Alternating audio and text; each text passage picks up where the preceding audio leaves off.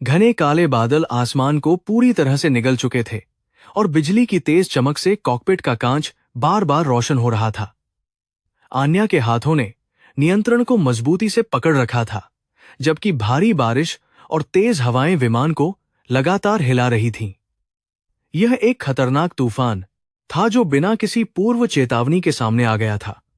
सह पायलट के चेहरे पर घबराहट थी, लेकिन आन्या की आंखें शांत और एकाग्र थीं। उसने अपने बेजोड़ कौशल का उपयोग करते हुए विमान को सुरक्षित रखने के लिए कड़े कदम उठाना शुरू कर दिया। विमान के इंजन पूरी क्षमता से काम कर रहे थे और आन्या लगातार एटीसी के साथ संपर्क बनाए हुए थी। ऊंचाई तेजी से कम हो रही थी और रडार पर लाल रंग के खतरनाक संकेत चमक रहे थे। ऐसी स्थिति में एक छोटी सी गलती भी सैकड़ों यात्रियों की जान ले सकती थी। आन्या ने एक गहरी सांस ली और अपने दिमाग को पूरी तरह से शून्य कर लिया। उसने हवा की दिशा का सटीक अनुमान लगाया और विमान को रनवे की तरफ मोड़ दिया। पहियों ने जैसे ही जमीन को छुआ, केबिन में राहत की लहर दौड़ गई। सफलतापूर्वक लैंडिंग के बाद आन्या पसीने से तरबतर हो चुकी थी और उसकी सांसें अभी भी थोड़ी तेज चल रही थीं। उसने अपना हेडसेट उतारा और एक लंबी राहत की सांस छोड़ते हुए अपनी आंखें बंद कर लीं।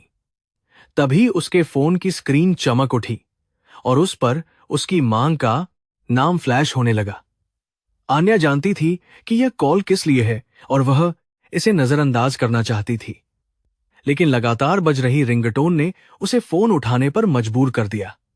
थकावट के बावजूद उसने अपनी आवाज को सामान्य रखने की पूरी कोशिश की। फोन उठाते ही दूसरी तरफ से उसकी मां की तेज और शिकायत भरी आवाज आने लगी। उन्होंने साफ तौर पर कह दिया कि आज शाम की ब्लाइंड डेट किसी भी कीमत पर रद्द नहीं होनी चाहिए। आन्या ने उन्हें समझाने की कोशिश की कि वो अभी एक बहुत मुश्किल और खतरनाक उड़ान से लौटी है, लेकिन उसकी मां ने उसकी एक नहीं सुनी और कहा कि ये लड़का बहुत अच्छे परिवार से है। मजबूर होकर आन्या को हामी भरनी पड़ी, क्योंकि वह अपनी मां से ज्यादा बहस करने की स्थिति में बिल्कुल भी नहीं थी। घर पहुंचने के बाद आन्या ने जल्दी से स्नान किया और अपने थके हुए शरीर को आईने में ध्यान से देखा। उसे समझ नहीं आ रहा था कि उसकी मां को उसकी शादी की इतनी जल्दी क्यों पड़ी है। उसने बेमन से एक साधारण सी नीली ड्रेस चुनी और बहुत हल्का सा मेकअप किया ताकि उसकी थकान थोड़ी कम दिख सके।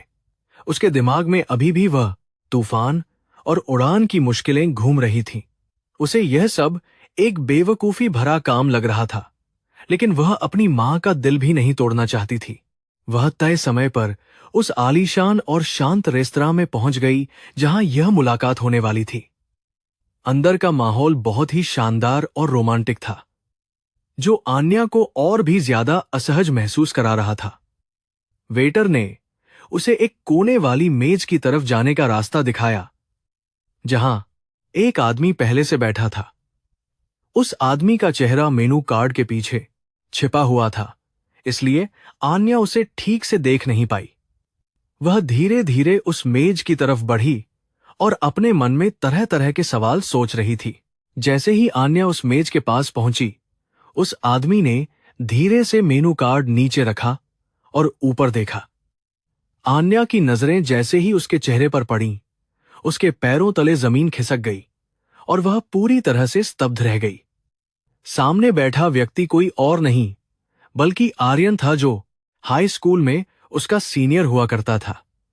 वह वही लड़का था जिसे आन्या ने कई सालों तक एक तरफा और बहुत ही गहराई से प्यार किया था। आर्यन पहले से कहीं अधिक परिपक्व और आकर्षक लग रहा था, जिसकी मुस्कान अभी भी वैसी ही थी। आर्यन ने अपनी जगह से खड़े होकर एक बहुत ही गर्मजोशी भरी मुस्कान के साथ आन्या का अभिवादन किया। उसने आन्या को बैठने के लिए कुर्सी पीछे खींची और बहुत ही शालीनता से उसे आराम से बैठने का इशारा किया।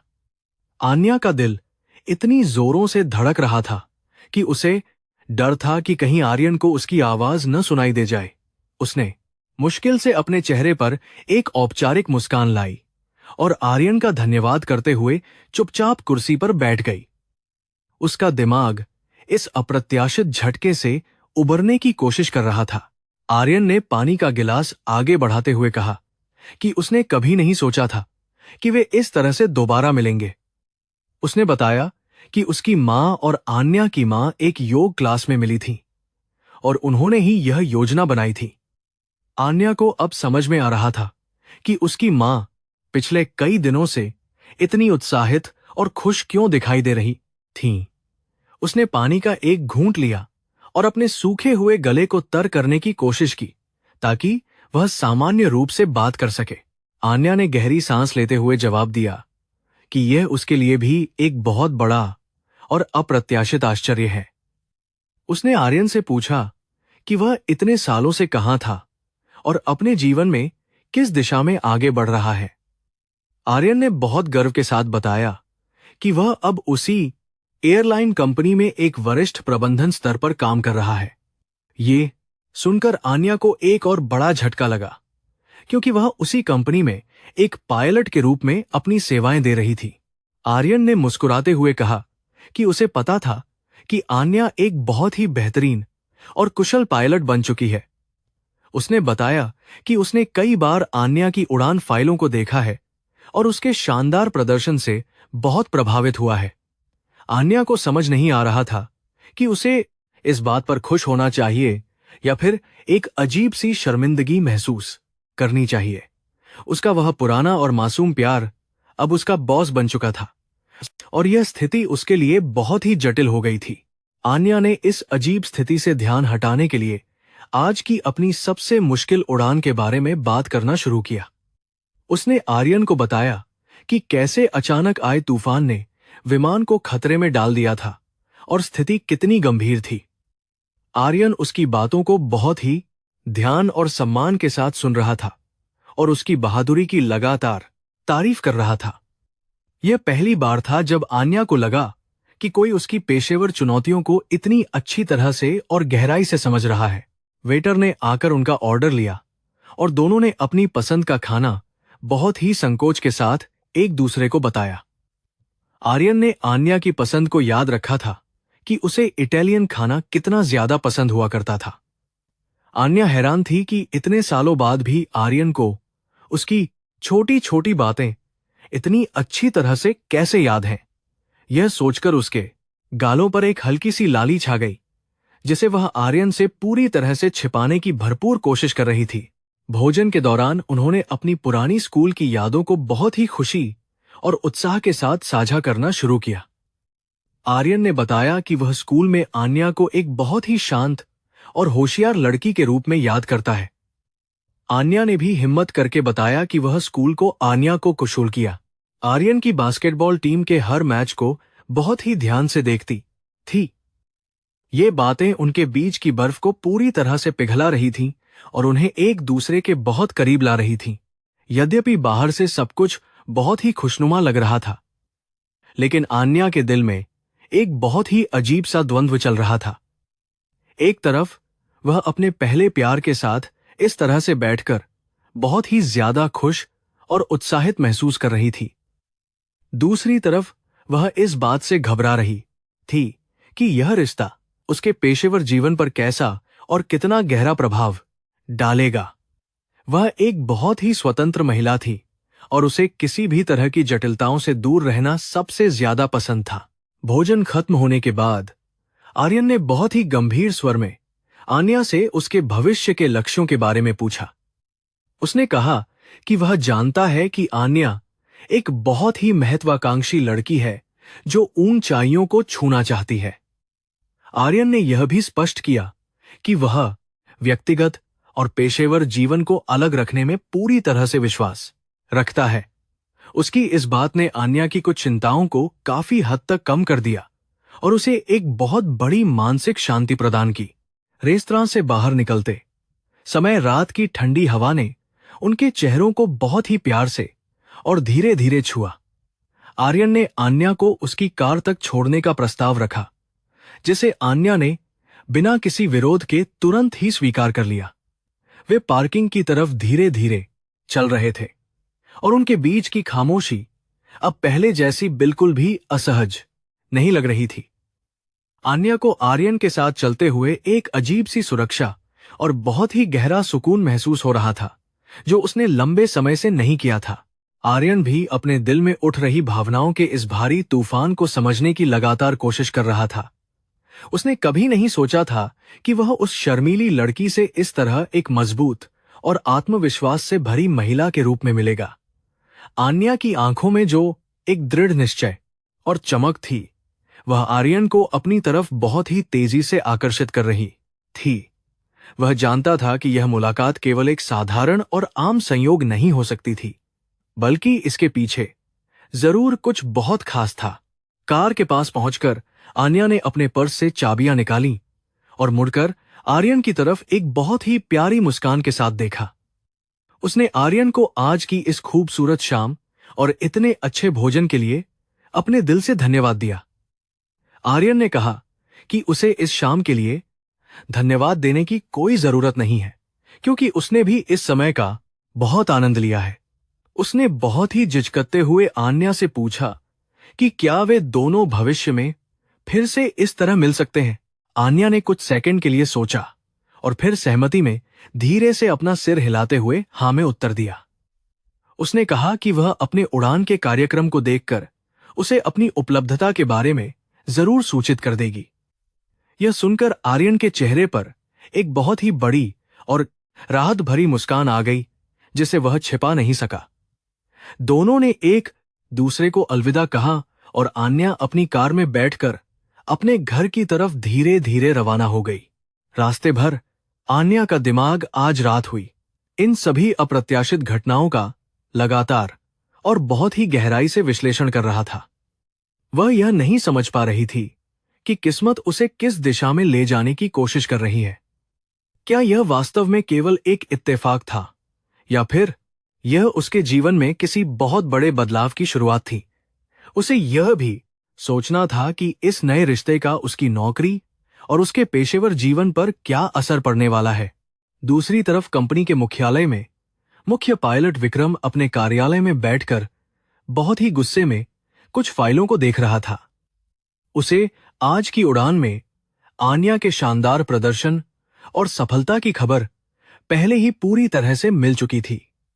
विक्रम हमेशा से ही आन्या की अद्भुत प्रतिभा और उसकी बढ़ती हुई लोकप्रियता से बहुत ज्यादा नफरत और जलन महसूस करता था।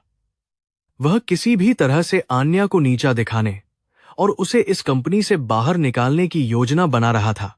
विक्रम जानता था कि सीधे तरीके से आन्या को चुनौती देना या उसे हराना बिल्कुल भी संभव नहीं होने वाला है। इसलिए उसने एक बहुत ही गहरी और गंदी चाल चलने का फैसला किया था, जो आन्या का पूरा करियर बर्बाद कर सकती थी। उसने रखरखाव विभाग के कुछ भ्रष्ट कर्मचारियों के साथ मिलकर आन्या के विमान के डेटा के साथ छेड़छाड़ करने की साजिश रची थी। वह यह साबित करना चाहता था कि आज की खतरनाक स्थिति आन्या की ही लापरवाही का एक सीधा और भयानक परिणाम थी। आन्या जब अपने घर पहुंची तो उसकी मां हॉल में सोफे पर बैठकर टीवी देखते हुए उसका बेसब्री से इंतजार कर रही थी। उन्होंने तुरंत टीवी बंद किया और बहुत ही उत्साह के साथ आन्या से पूछने लगी कि उसकी डेट कैसी रही और क्या हुआ। आन्या ने बहुत ही बेसब्री से इंतजार कर रही थी, तो उन्होंने तुरंत टीवी बंद किया, संक्षेप में और थके हुए स्वर में बताया कि सब कुछ ठीक था और लड़का भी काफी अच्छा है। उसने जानबूझकर अपनी मां को यह बिल्कुल नहीं बताया कि वह लड़का वास्तव में उसका पुराना हाई स्कूल का सीनियर आर्यन ही था। अपनी मां के सवालों से किसी तरह बचकर आन्या तुरंत ही अपने बेडरूम में चली गई और बिस्तर पर लेटकर आराम करने लगी। उसने अपने मोबाइल को देखा, जिस पर आर्यन का एक बहुत ही प्यारा और छोटा सा संदेश अभी अभी प्राप्त हुआ था। उसने लिखा था कि वह उसे फिर से देखने का बहुत बेसब्री से इंतजार करेगा और उसे सुरक्षित घर पहुंचने की कामना की। इस संदेश को पढ़कर आन्या के होंठों पर एक बहुत ही प्यारी सी मुस्कान आ गई, जिसे वह चाहकर भी रोक नहीं पाई। वहीं दूसरी ओर आर्यन अपने विशाल और खूबसूरत अपार्टमेंट की बालकनी में खड़ा होकर रात के अंधेरे और शहर की रोशनी को देख रहा था। उसके हाथों में शराब का एक गिलास था और उसका दिमाग पूरी तरह से आन्या की यादों और उसके ख्यालों में खोया हुआ था। वह सोच रहा था कि इतने सालों के बाद भी आन्या ने उसके दिल पर अपना वैसा ही मजबूत और गहरा प्रभाव कैसे बनाए रखा है। वह किसी भी कीमत पर उसे अब दोबारा अपनी जिंदगी से दूर जाने देने का जोखिम बिल्कुल भी नहीं उठाना चाहता था। आन्या ने अपनी आंखें बंद कीं और नींद की गहराइयों में जाने से पहले उसे अपनी अगली सुबह की उड़ान का पूरा कार्यक्रम याद आया। वह जानती थी कि कल का दिन भी उसके लिए बहुत सी नई चुनौतियां और कई तरह की अप्रत्याशित मुसीबतें लेकर आने वाला है। लेकिन आज की रात उसे जो एक खास और बहुत ही अनोखी खुशी मिली थी, वह उसे हर मुश्किल से लड़ने की ताकत दे रही थी।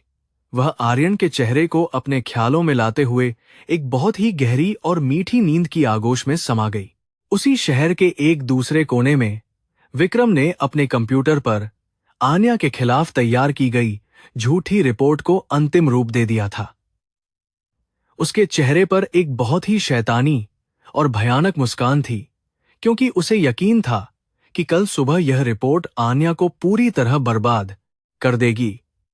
वह यह नहीं जानता था कि आन्या अब अकेली नहीं है और उसके साथ आर्यन जैसा एक बहुत ही ताकतवर और प्रभावशाली व्यक्ति भी खड़ा है। कल का सवेरा इस विमानन कंपनी के इतिहास में एक बहुत बड़े और अप्रत्याशित तूफान की शुरुआत करने वाला था। सुबह की चमचमाती धूप आन्या के कमरे की खिड़की से अंदर आ रही थी और उसकी आंखों को धीरे धीरे खोल रही थी। पिछली रात की मीठी यादें अभी भी उसके दिमाग में पूरी तरह से ताजा थीं।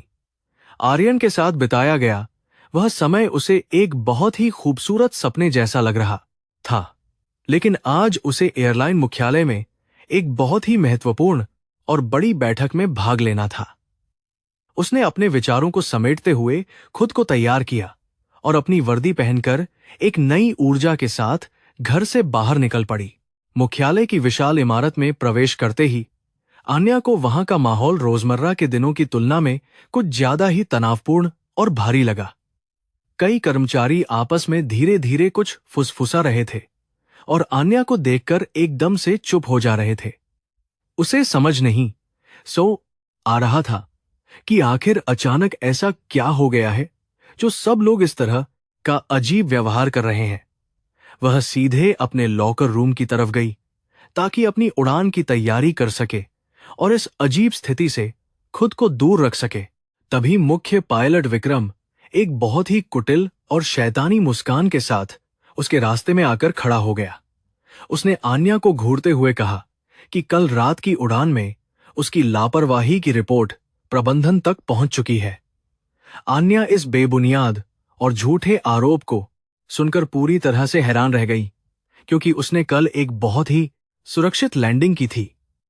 विक्रम ने बड़े ही अहंकार के साथ बताया कि डेटा रिकॉर्डर के अनुसार उसने तूफान के दौरान कई गलत और बेहद खतरनाक निर्णय लिए थे जो यात्रियों के लिए जानलेवा साबित हो सकते थे।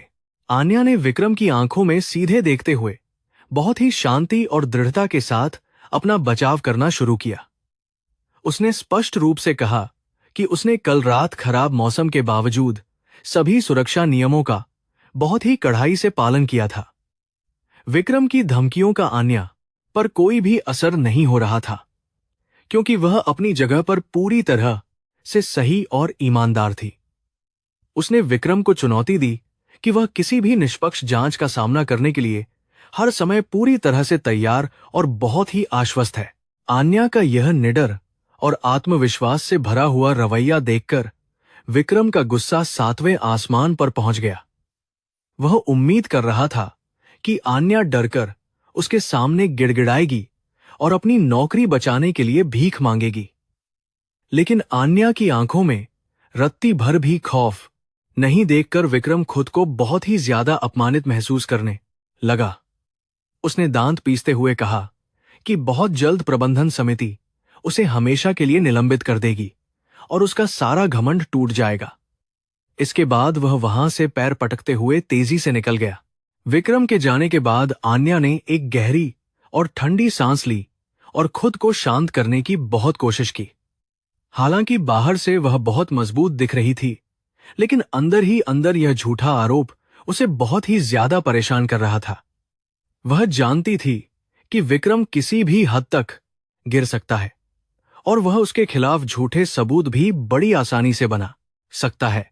आन्या ने तुरंत निर्णय लिया कि वह खुद जाकर कल की उड़ान के सभी तकनीकी डेटा और लॉग फाइलों की बहुत ही बारीकी से जांच करेगी। दूसरी तरफ उसी भव्य इमारत की सबसे ऊपरी मंजिल पर आर्यन अपने शानदार और बहुत ही बड़े कार्यालय में बैठा हुआ था। वह एयरलाइन के कुछ बहुत ही महत्वपूर्ण दस्तावेजों और संचालन रिपोर्टों की बहुत ही ध्यान से समीक्षा कर रहा था, लेकिन काम के बीच में भी उसका दिमाग बार बार आन्या की उस खूबसूरत मुस्कान और कल रात की बातों की तरफ भटक रहा था। वह आन्या की बहादुरी और उसके काम के प्रति समर्पण से बहुत ही ज्यादा प्रभावित था और उससे जल्द से जल्द दोबारा मिलने के बहाने तलाश रहा था।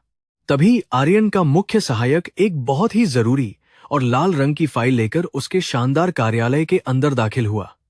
उसने आर्यन को बताया कि यह फाइल उड़ान संचालन विभाग से आई है और इसमें एक वरिष्ठ पायलट के खिलाफ अनुशासनात्मक कार्रवाई की सिफारिश की गई है।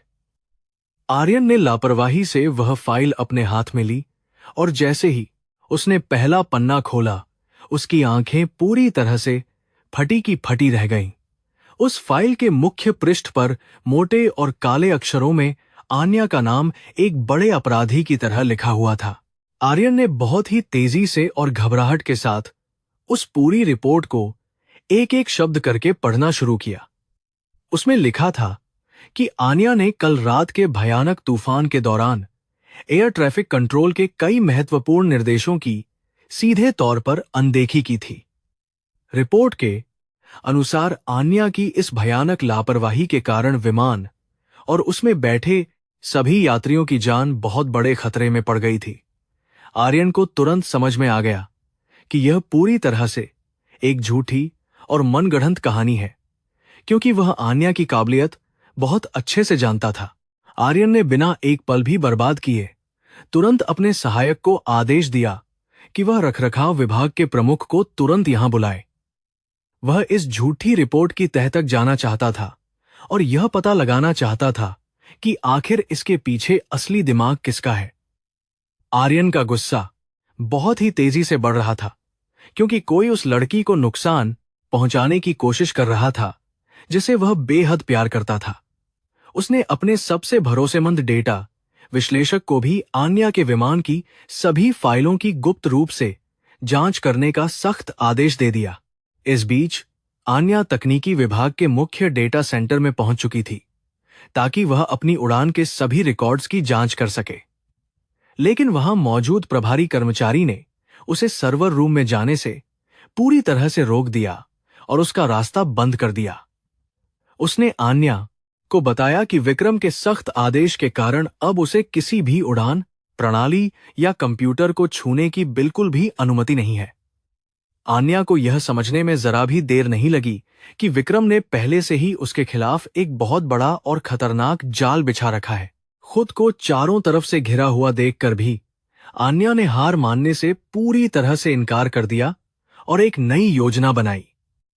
वह जानती थी कि कंपनी में कुछ ऐसे भी लोग हैं जो विक्रम की इन गंदी चालों और उसके भ्रष्टाचार से बहुत ज्यादा नफरत करते हैं। उसने बाहर आकर एक बहुत ही युवा और ईमानदार जूनियर टेक्नीशियन से चुपके से संपर्क किया, जो हमेशा से आन्या की काबिलियत का बहुत बड़ा प्रशंसक रहा था। आन्या ने उसे अपनी परेशानी बताई और उससे उस झूठे डेटा की एक गुप्त प्रति निकालने के लिए बहुत ही विनती की।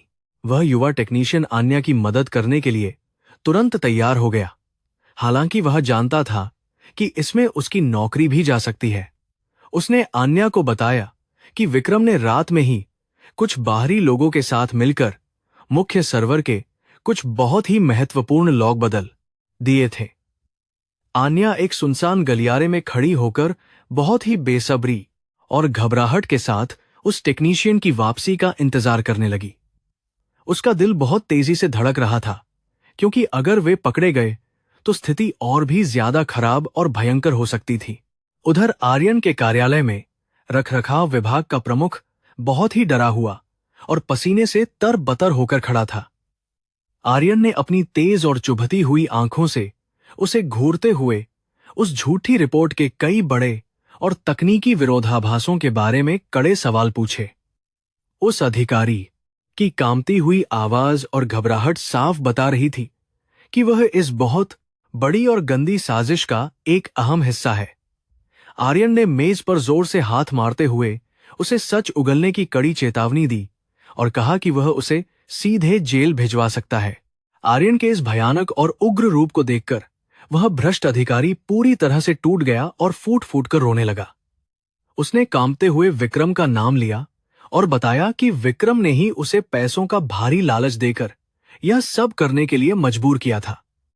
लेकिन उसने यह भी बताया कि विक्रम बहुत ही ज्यादा चालाक है और उसने सारे असली सबूतों को रात में ही हमेशा के लिए नष्ट कर दिया है। आर्यन को अब यह पूरी तरह से स्पष्ट हो गया था कि विक्रम आन्या की बढ़ती हुई सफलता से कितनी ज्यादा जलन रखता था। आर्यन ने तुरंत उस अधिकारी को निलंबित कर दिया और सुरक्षा गार्डों को उसे एक कमरे में बंद रखने का सख्त आदेश दिया। वह जानता था कि इस समय आन्या को उसकी सबसे ज्यादा जरूरत होगी, क्योंकि वह पूरी तरह से अकेली और बहुत बड़ी परेशानी में है। आर्यन अपना सूट सही करते हुए बहुत ही तेजी से सीढ़ियां उतरने लगा और उड़ान संचालन विभाग की तरफ अपने कदम बढ़ा दिए। वह किसी भी हाल में आन्या को इस झूठे और बहुत ही घटिया इल्जाम का शिकार बिल्कुल भी नहीं होने देना चाहता था। आन्या को आखिरकार वह छोटी सी डेटा ड्राइव मिल गई जिसमें कल रात की उड़ान का कुछ पुराना और मिटाया हुआ कच्चा डेटा मौजूद था। उसने उस युवा टेक्नीशियन को दिल से धन्यवाद दिया और उसे तुरंत वहां से सुरक्षित चले जाने के लिए कहा ताकि कोई उसे देख न ले। जैसे ही आन्या मुड़ी उसने देखा कि आर्यन बहुत ही तेज कदमों से उसी गलियारे में उसकी तरफ चला आ रहा है। आर्यन के चेहरे पर एक बहुत ही गहरी चिंता और गुस्सा साफ दिखाई दे रहा था, जो आन्या को थोड़ा अजीब लगा। आर्यन ने आन्या के पास आकर उसके कंधे पर बहुत ही प्यार और चिंता के साथ अपना हाथ रखा और उसकी आंखों में देखा। उसने आन्या से पूछा कि उसने इतनी बड़ी और गंभीर परेशानी के बारे में उसे तुरंत सूचित करने की कोशिश क्यों नहीं की। आन्या एक पल के लिए हैरान रह गई, क्योंकि उसे नहीं पता था कि आर्यन को इस पूरी साजिश के बारे में इतनी जल्दी कैसे पता चल गया। उसने आर्यन को बताया कि वह अपनी लड़ाई खुद लड़ने में सक्षम है और वह किसी पर भी बोझ बिल्कुल नहीं बनना चाहती है। आर्यन ने बहुत ही कोमलता से आन्या के हाथ को अपने हाथों में लिया और कहा कि वह अब इस लड़ाई में बिल्कुल भी अकेली नहीं है। उसने आन्या को बताया कि वह इस कंपनी का वरिष्ठ निदेशक है और यह उसकी जिम्मेदारी है कि वह अपने सबसे अच्छे कर्मचारियों की पूरी सुरक्षा करे। आर्यन की इन प्यारी बातों और उसके इस मजबूत समर्थन ने आन्या के दिल में दबी हुई उन पुरानी भावनाओं को फिर से जगा दिया। उसे आर्यन की आंखों में एक ऐसी सच्चाई और गहरा प्यार दिखा जो उसे अंदर तक बहुत ज्यादा सुकून दे रहा था। आर्यन आन्या को लेकर अपने एक बहुत ही सुरक्षित और गुप्त कार्यालय में गया, जहां कोई भी उनकी बातें नहीं सुन सकता था। आन्या ने वह डेटा ड्राइव आर्यन के शक्तिशाली कंप्यूटर में लगाई और दोनों बहुत ही ध्यान से उस कच्चे डेटा का गहराई से विश्लेषण करने लगे। कुछ ही देर में यह पूरी तरह से साफ हो गया कि विक्रम ने मौसम के राडार और इंजन की गति के आंकड़ों में भारी हेराफेरी की थी। आन्या का गुस्सा अब विक्रम के इस नीच और बहुत ही शर्मनाक कृत्य को देखकर पूरी तरह से बेकाबू हो रहा था। इस डेटा को बहुत ही बारीकी से देखते हुए आर्यन की पारखी नजरों ने कुछ और भी बहुत ही अजीब और चौंकाने वाली चीजें देखीं। उसने पाया कि विक्रम केवल आन्या को ही नहीं फंसा रहा था, बल्कि वह रखरखाव के भारी बजट में भी बहुत बड़ा घपला कर रहा था। विक्रम ने कई पुराने और खराब कलपुर्जों को नए बताकर कंपनी के करोड़ों रुपये अपने निजी खातों में अवैध रूप से जमा कर लिए थे। आन्या को अब समझ में आ रहा था कि विक्रम उसे रास्ते से क्यों हटाना चाहता था, क्योंकि वह एक बहुत ही ईमानदार पायलट थी। आन्या ने आर्यन की तरफ देखते हुए कहा कि अगर विक्रम को पता चल गया कि उनके पास यह सारा डेटा है तो वह बहुत खतरनाक हो जाएगा।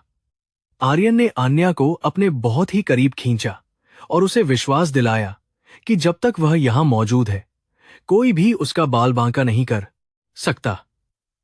आर्यन के इस मजबूत और बहुत ही सुरक्षित आलिंगन में आन्या को वह प्यार और बहुत ही गहरा सुकून मिला जिसकी उसे हमेशा से तलाश थी। उन दोनों के बीच की वह पुरानी और गहरी चिंगारी अब एक बहुत बड़ी आग बन चुकी थी।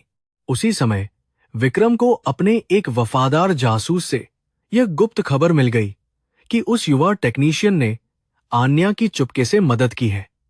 विक्रम का चेहरा गुस्से से पूरी तरह लाल हो गया और उसने तुरंत उस गरीब टेक्नीशियन को अपने कार्यालय में घसीटकर लाने का आदेश दिया। उसने उस लड़के को बहुत बुरी तरह से धमकाया और कहा कि अगर उसने मुंह खोला तो वह उसे जान से मार देगा। विक्रम अब पूरी तरह से पागल हो चुका था और वह अपने काले कारनामों को छिपाने के लिए किसी भी हद तक जाने को तैयार था। विक्रम ने तुरंत कंपनी के बोर्ड सदस्यों की एक बहुत ही आपातकालीन और विशेष बैठक बुलाई ताकि वह आन्या को हमेशा के लिए बाहर निकाल सके। उसने उन सभी भ्रष्ट अधिकारियों को भी इस बैठक में शामिल किया जो उसके इस काले और बहुत ही गंदे व्यापार में उसके बड़े हिस्सेदार थे। विक्रम ने यह तय कर लिया था कि आज शाम तक आन्या को इस एयरलाइन से बेइज्जत करके पूरी तरह से निकाल दिया जाएगा। वह बहुत ही खुशी से मुस्कुरा रहा था क्योंकि उसे अपनी इस झूठी और भयानक जीत का पूरा और बहुत पक्का यकीन था। इधर आर्यन और आन्या ने मिलकर विक्रम के इस पूरे काले साम्राज्य को हमेशा के लिए खत्म करने की एक बहुत ही ठोस रणनीति तैयार कर ली थी। आर्यन ने अपने कुछ बहुत ही भरोसेमंद वकीलों और बाहरी ऑडिटरों को आज शाम की उस आपातकालीन बोर्ड बैठक में चुपके से बुला लिया था। आन्या को अब बिल्कुल भी डर नहीं लग रहा था क्योंकि आर्यन की मौजूदगी ने उसे एक बहुत ही नई और अद्भुत ताकत प्रदान की थी। वे दोनों एक साथ मिलकर इस बहुत बड़ी और भयंकर बुराई का सामना करने के लिए पूरी तरह से तैयार थे। जैसे जैसे शाम का समय तेजी से करीब आ रहा था, मुख्यालय का माहौल और भी ज्यादा रहस्यमयी और तनावपूर्ण होता जा रहा था। आन्या अपनी पूरी शान और ऊंचे मनोबल के साथ उस बड़े सम्मेलन कक्ष की तरफ बढ़ने लगी जहां उसका भाग्य तय होने वाला था। आर्यन भी उसके साथ कदम से कदम मिलाकर चल रहा था और उसकी आंखें किसी बड़े युद्ध के लिए पूरी तरह से तैयार दिख रही थीं।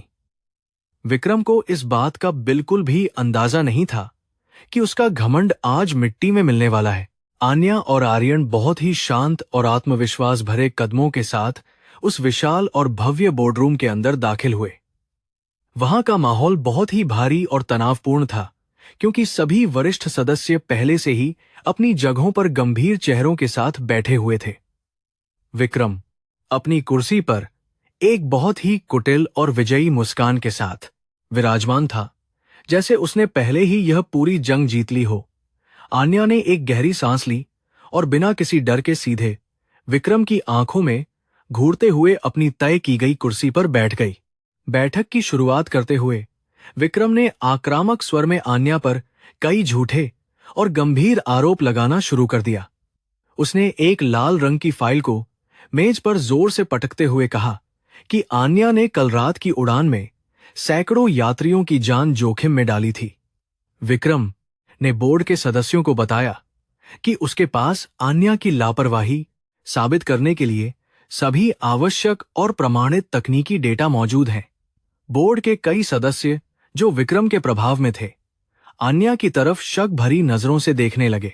आन्या अपनी जगह पर बिल्कुल शांत बैठी रही और उसने विक्रम को अपनी पूरी झूठी कहानी खत्म करने का पूरा मौका दिया।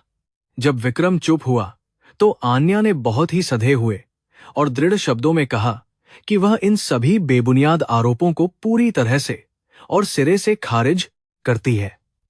उसने मांग की कि उस तकनीकी डेटा की जांच किसी बाहरी और स्वतंत्र समिति द्वारा की जाए ताकि असली सच्चाई सबके सामने आ सके।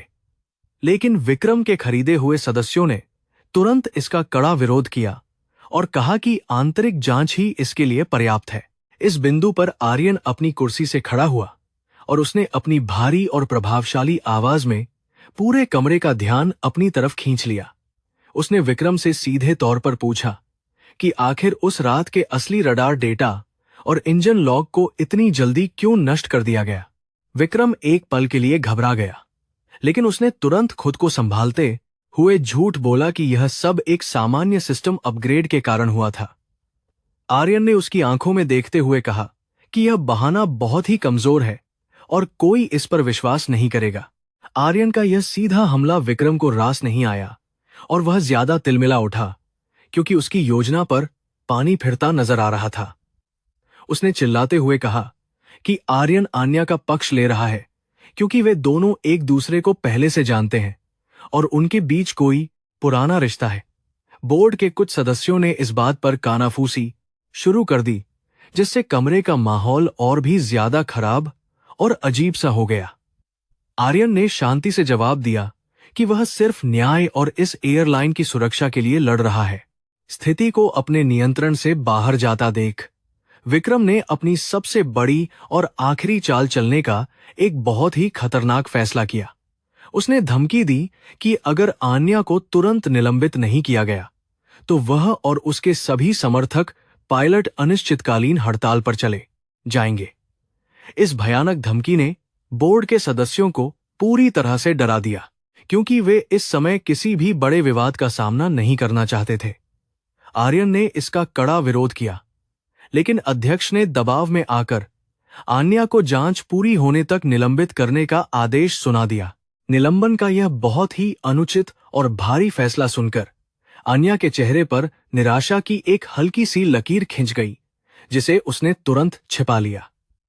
विक्रम ने अपनी जीत का जश्न मनाते हुए आन्या की तरफ एक बहुत ही गंदी और ताने मारती हुई नजर डाली और हंसने लगा। आन्या ने बिना कोई प्रतिक्रिया दिए अपनी फाइल उठाई और बहुत ही गर्व और सम्मान के साथ उस घिनौने कमरे से बाहर निकल गई। आर्यन भी उसके पीछे बाहर आ गया और उसने आन्या को आश्वस्त किया कि यह लड़ाई अभी खत्म नहीं हुई है। बाहर आते ही आर्यन ने आन्या को अपनी सुरक्षित कार में बैठाया और वे दोनों शहर के बाहरी इलाके में स्थित एक गुप्त जगह की तरफ निकल पड़े। आन्या अब अपनी भावनाओं को और अधिक समय तक रोक नहीं पाई और उसकी आंखों से आंसू छलक कर उसके गालों पर गिर पड़े।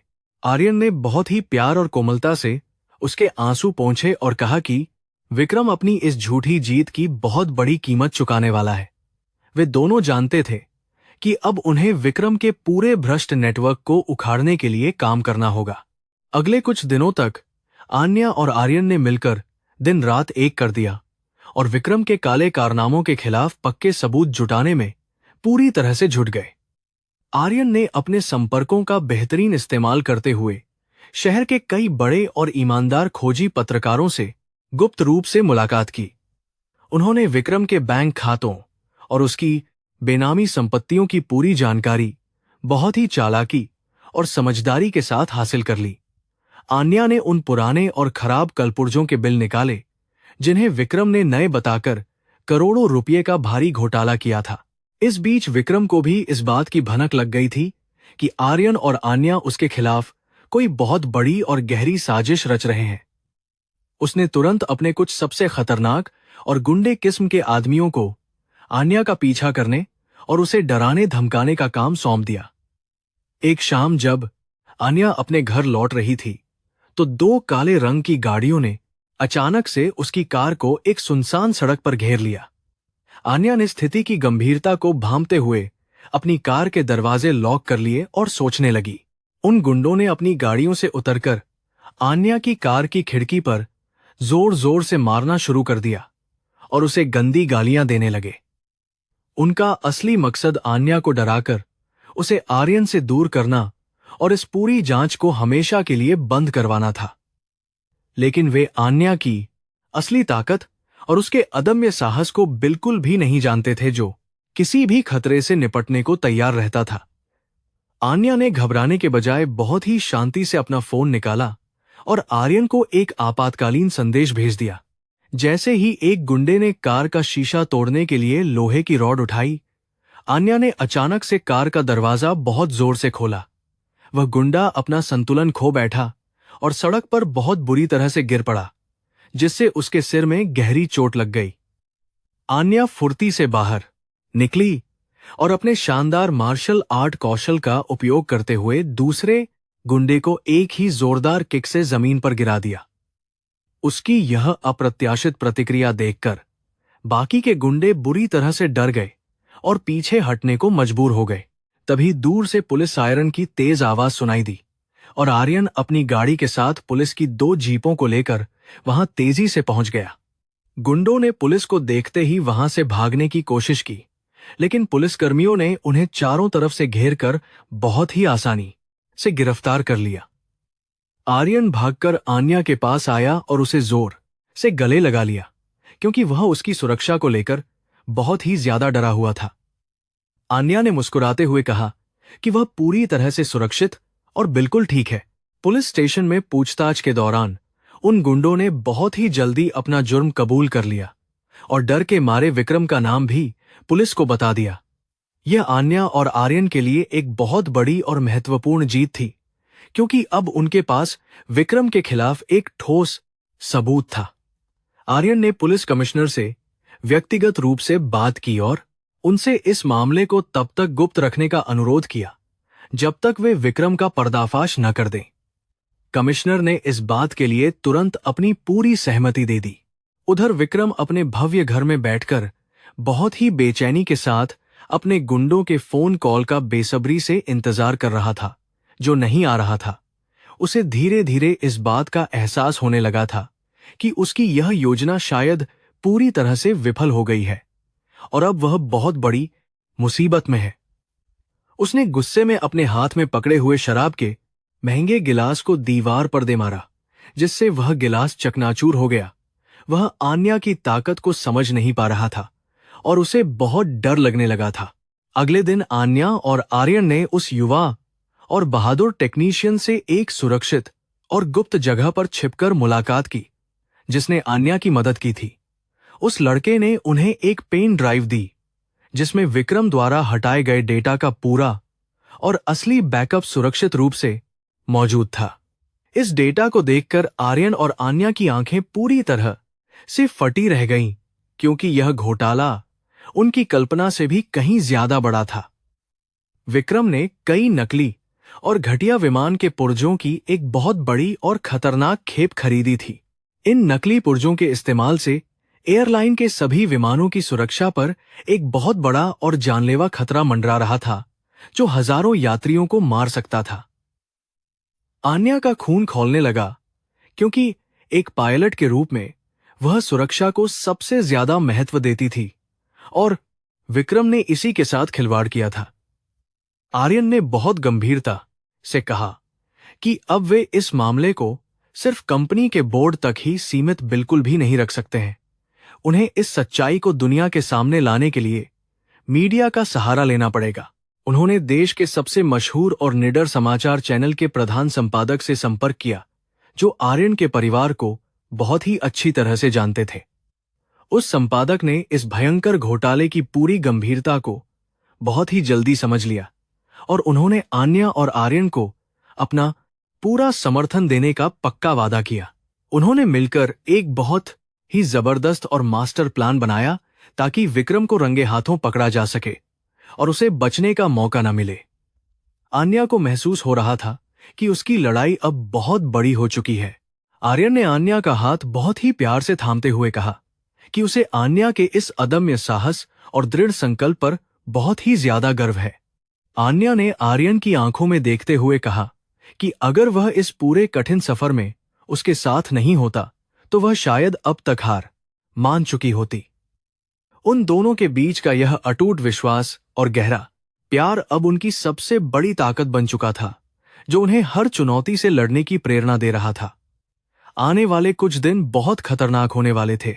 रात के उस गहरे सन्नाटे में आन्या अपने कमरे की खिड़की से बाहर चमकते हुए तारों को बहुत ही शांति और उम्मीद के साथ देख रही थी। उसे याद आ रहा था कि कैसे उसे एक झूठे और बहुत नीच इल्जाम के कारण उस चीज से दूर कर दिया गया था जिससे वह सबसे ज्यादा प्यार करती थी। लेकिन उसे यह भी पता था कि यह निलंबन उसके लिए कोई अंत नहीं है, बल्कि यह तो विक्रम के उस काले साम्राज्य के अंत की शुरुआत है। कल वे अपनी महायोजना का अगला चरण लागू करने वाले थे। विक्रम ने अपने बचे हुए कुछ वफादार और भ्रष्ट साथियों को आधी रात को अपने घर पर एक बहुत ही गुप्त बैठक के लिए तुरंत बुलाया था। उसका चेहरा डर और घबराहट के कारण पूरी तरह से पीला पड़ चुका था, क्योंकि उसे अपने पकड़े जाने का बहुत ही ज्यादा और भयानक खौफ सताने लगा था। उसने अपने उन गुंडों की जमानत के लिए बहुत पैसा पानी की तरह बहाया था, लेकिन पुलिस ने उन्हें छोड़ने से साफ मना कर दिया था। विक्रम जानता था कि अगर गुंडों ने गवाही दी तो उसका करियर खत्म हो जाएगा। इस बीच आर्यन ने अपने बहुत ही तेज और कुशल हैकरों की एक विशेष टीम को विक्रम के सभी विदेशी बैंक खातों की पूरी जांच करने पर लगा दिया था। ये हैकर बहुत ज्यादा पेशेवर थे और उन्होंने कुछ ही घंटों में विक्रम के उन सभी गुप्त खातों का पूरा विवरण बड़ी ही आसानी से निकाल लिया था। इन खातों में करोड़ों रुपए की अवैध कमाई जमा थी, जो विक्रम ने नकली कलपुर्जों की खरीद फरोख्त से बहुत ही चालाकी से कमाई थी।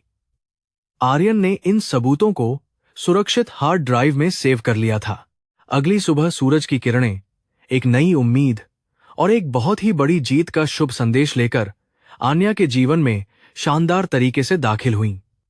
वह सुबह बहुत जल्दी उठ गई थी और उसने खुद को इस आने वाले बहुत बड़े तूफान के लिए पूरी तरह से तैयार कर लिया था। आर्यन भी अपनी कार लेकर उसके घर के बाहर पहुंच चुका था और उसकी आंखों में दृढ़ संकल्प साफ दिखाई दे रहा था। वे दोनों एक साथ समाचार चैनल के मुख्यालय की तरफ तेजी से निकल पड़े, जहां उनका मास्टर प्लान शुरू होने वाला था। समाचार चैनल के विशाल और चमकदार मुख्यालय में प्रवेश करते ही आन्या और आर्यन का स्वागत प्रधान संपादक ने बहुत ही गर्मजोशी और सम्मान के साथ किया। उन्होंने उस सुरक्षित सम्मेलन कक्ष में बैठकर विक्रम के सभी काले कारनामों और उसके द्वारा किए गए करोड़ों के भयानक घोटालों के सबूतों की बहुत ही गहराई से समीक्षा की। संपादक महोदय ने उन सभी फाइलों और बैंक खातों के विवरण को देखकर बहुत हैरानी जताई और कहा कि यह कहानी देश भर में एक बहुत बड़ा और भयानक भूचाल ला सकती है। लेकिन संपादक ने एक बहुत ही गंभीर और चिंताजनक बात भी सामने रखी, जिससे आर्यन और आन्या दोनों थोड़े परेशान हो गए। उन्होंने स्पष्ट किया कि अदालत और कानून की नजर में इन डिजिटल सबूतों को तब तक पूरी तरह से पुख्ता नहीं माना जाएगा जब तक कि कंपनी के मुख्य सर्वर से उनके मूल हस्ताक्षर प्राप्त न हो जाएं। इसका सीधा मतलब यह था कि उन दोनों को आज रात ही एयरलाइन के उस अत्यधिक सुरक्षित और गुप्त सर्वर रूम में घुसपैठ करनी होगी, जो मुख्यालय के तहखाने में स्थित था। आर्यन ने बिना किसी हिचकिचाहट के इस बेहद खतरनाक और चुनौतीपूर्ण काम को अंजाम देने की पूरी जिम्मेदारी तुरंत अपने मजबूत कंधों पर ले ली। आन्या ने भी पूरे आत्मविश्वास के साथ कहा कि वह इस मुश्किल और जानलेवा अभियान में आर्यन का हर कदम पर पूरा साथ देगी। उनका यह अटूट और गहरा प्यार ही उनकी असली ताकत बन चुका था, जो उन्हें विक्रम के खिलाफ इस बहुत बड़ी और भयंकर जंग में लगातार आगे बढ़ने की प्रेरणा और असीमित ऊर्जा प्रदान कर रहा था। मुख्यालय की सुरक्षा व्यवस्था बहुत ही ज्यादा कड़ी थी और वहां रात के समय किसी भी बाहरी व्यक्ति का प्रवेश पूरी तरह से वर्जित था। आर्यन के पास वरिष्ठ निदेशक होने के नाते उस इमारत में प्रवेश करने का एक विशेष और बहुत ही गुप्त कार्ड मौजूद था, लेकिन तहखाने में स्थित मुख्य सर्वर रूम तक पहुंचने के लिए उन्हें कई लेजर सुरक्षा अलार्म और दर्जनों आधुनिक कैमरों की नजरों से बचकर बहुत ही सावधानी से आगे बढ़ना था। यह काम किसी बहुत बड़े और खतरनाक मिशन से कम नहीं था। रात के ठीक 12 बजे आर्यन और आन्या अपनी काले रंग की कार में सवार होकर मुख्यालय की विशाल इमारत के पिछले गेट पर बहुत ही खामोशी से पहुंचे। उन्होंने सुरक्षा गार्डों की नजरों से बचने के लिए अपनी कार को काफी दूर एक सुनसान और अंधेरी जगह पर पार्क कर दिया था। आन्या ने बहुत ही फुर्ती और चालाकी से उस ऊंचे लोहे के गेट को पार किया और आर्यन ने भी उसका पूरा साथ देते हुए अंदर छलांग लगा दी। अब वे दोनों उस भयानक और खतरनाक इमारत के बिल्कुल अंदर थे। इमारत के अंदर चारों तरफ एक बहुत ही डरावना और गहरा सन्नाटा पसरा हुआ था, जो किसी भी कमजोर दिल वाले इंसान को आसानी से डरा सकता था। आर्यन ने अपना विशेष एक्सेस कार्ड निकाला और मुख्य दरवाजे के इलेक्ट्रॉनिक लॉक पर उसे बहुत ही सावधानी से स्वाइप किया।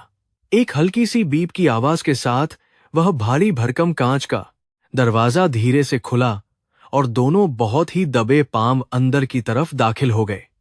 उनकी सांसें तेज चल रही थीं और दिल की धड़कनें बहुत तेजी से बढ़ रही थीं। आन्या ने अपने चेहरे पर एक काले रंग का मास्क पहन रखा था ताकि कोई भी सुरक्षा कैमरा उसकी पहचान को गलती से भी रिकॉर्ड न कर सके। वे दोनों बहुत ही कुशलता से दीवारों के साथ चिपक कर चल रहे थे और सुरक्षा गार्डों की गश्त के समय का बहुत ही सटीक अनुमान लगा रहे थे। आर्यन को इस पूरी इमारत के हर कोने और हर रास्ते की बहुत ही गहरी और अच्छी जानकारी थी, जो इस मुश्किल समय में उनके बहुत ज्यादा काम आ रही थी। अचानक उनके सामने वाले लंबे गलियारे में दो हथियारबंद और बहुत ही खूंखार दिखने वाले सुरक्षा गार्ड अपनी नियमित गश्त करते हुए आ गए।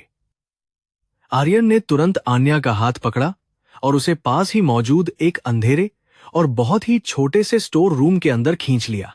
वे दोनों एक दूसरे के बहुत करीब खड़े थे और आर्यन की तेज चलती हुई गर्म सांसें आन्या के चेहरे को बहुत ही प्यार से छू रही थीं। इस अंधेरे और खतरे के बीच भी उनके दिल एक दूसरे के लिए बहुत जोरों से धड़क रहे थे। सुरक्षा गार्डों के वहां से चले जाने के बाद वे दोनों उस छोटे से कमरे से बाहर निकले और तहखाने की तरफ जाने वाली सीढ़ियों की तरफ तेजी से बढ़े। तहखाने का तापमान बहुत ही ज्यादा ठंडा था और वहां भारी मशीनों के चलने की एक अजीब सी और डरावनी आवाज लगातार गूंज रही थी। सामने ही मुख्य सर्वर रूम का एक बहुत बड़ा और मजबूत लोहे का दरवाजा था, जिस पर एक अत्याधुनिक और बहुत ही जटिल बायोमेट्रिक लॉक लगा हुआ था, जिसे खोलना नामुमकिन सा लग रहा था। आर्यन ने अपने बैग से एक छोटा लेकिन बहुत ही शक्तिशाली और आधुनिक इलेक्ट्रॉनिक उपकरण निकाला, जिसे उसने अपने एक बहुत ही खास हैकर दोस्त से लिया था। उसने उस उपकरण को बायोमेट्रिक लॉक के साथ बहुत ही सावधानी से जोड़ा और उसके जटिल और मुश्किल कोड को तोड़ने की प्रक्रिया शुरू कर दी। आन्या दरवाजे के पास खड़ी होकर बहुत ही सतर्कता के साथ चारों तरफ नजर रखे हुए थी, ताकि कोई भी अप्रत्याशित खतरा उनके इस मिशन को बीच में ही बर्बाद न कर दे। कुछ ही मिनटों की भारी मशक्कत और बहुत ही ज्यादा तनाव के बाद उस इलेक्ट्रॉनिक मशीन ने आखिरकार लॉक के गुप्त कोड को पूरी तरह से क्रैक कर लिया। एक बहुत ही धीमी और सुखद आवाज के साथ वह भारी लोहे का दरवाजा खुल गया और आर्यन ने आन्या को अंदर जाने का इशारा किया। सर्वर रूम के अंदर नीली और लाल रंग की हजारों छोटी बड़ी लाइटें चमक रही थीं और वहां का नजारा किसी विज्ञान कथा वाली रहस्यमयी और डरावनी फिल्म जैसा ही लग रहा था। आर्यन ने बहुत ही तेजी से मुख्य कंप्यूटर टर्मिनल को चालू किया और विक्रम द्वारा छिपाई गई उन सभी गुप्त और खतरनाक फाइलों को खोजना शुरू कर दिया। उसका हाथ कीबोर्ड पर बहुत ही तेज गति से चल रहा था और उसकी आंखें स्क्रीन पर तेजी से बदलते हुए आंकड़ों को बहुत ही ध्यान से पढ़ रही थीं। आन्या ने एक पेन ड्राइव निकाली और उसे सिस्टम में लगा दिया, ताकि सारा महत्वपूर्ण और असली डेटा उसमें सुरक्षित रूप से और बहुत ही जल्दी से कॉपी किया जा सके।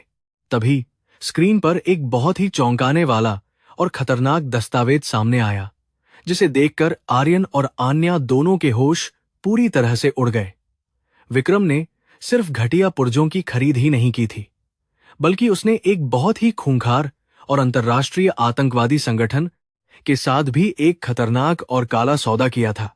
वह इन कमजोर विमानों का इस्तेमाल उनके अवैध हथियारों की तस्करी के लिए करने की एक बहुत बड़ी और खौफनाक योजना बना रहा था, जो देश की सुरक्षा के लिए खतरा थी।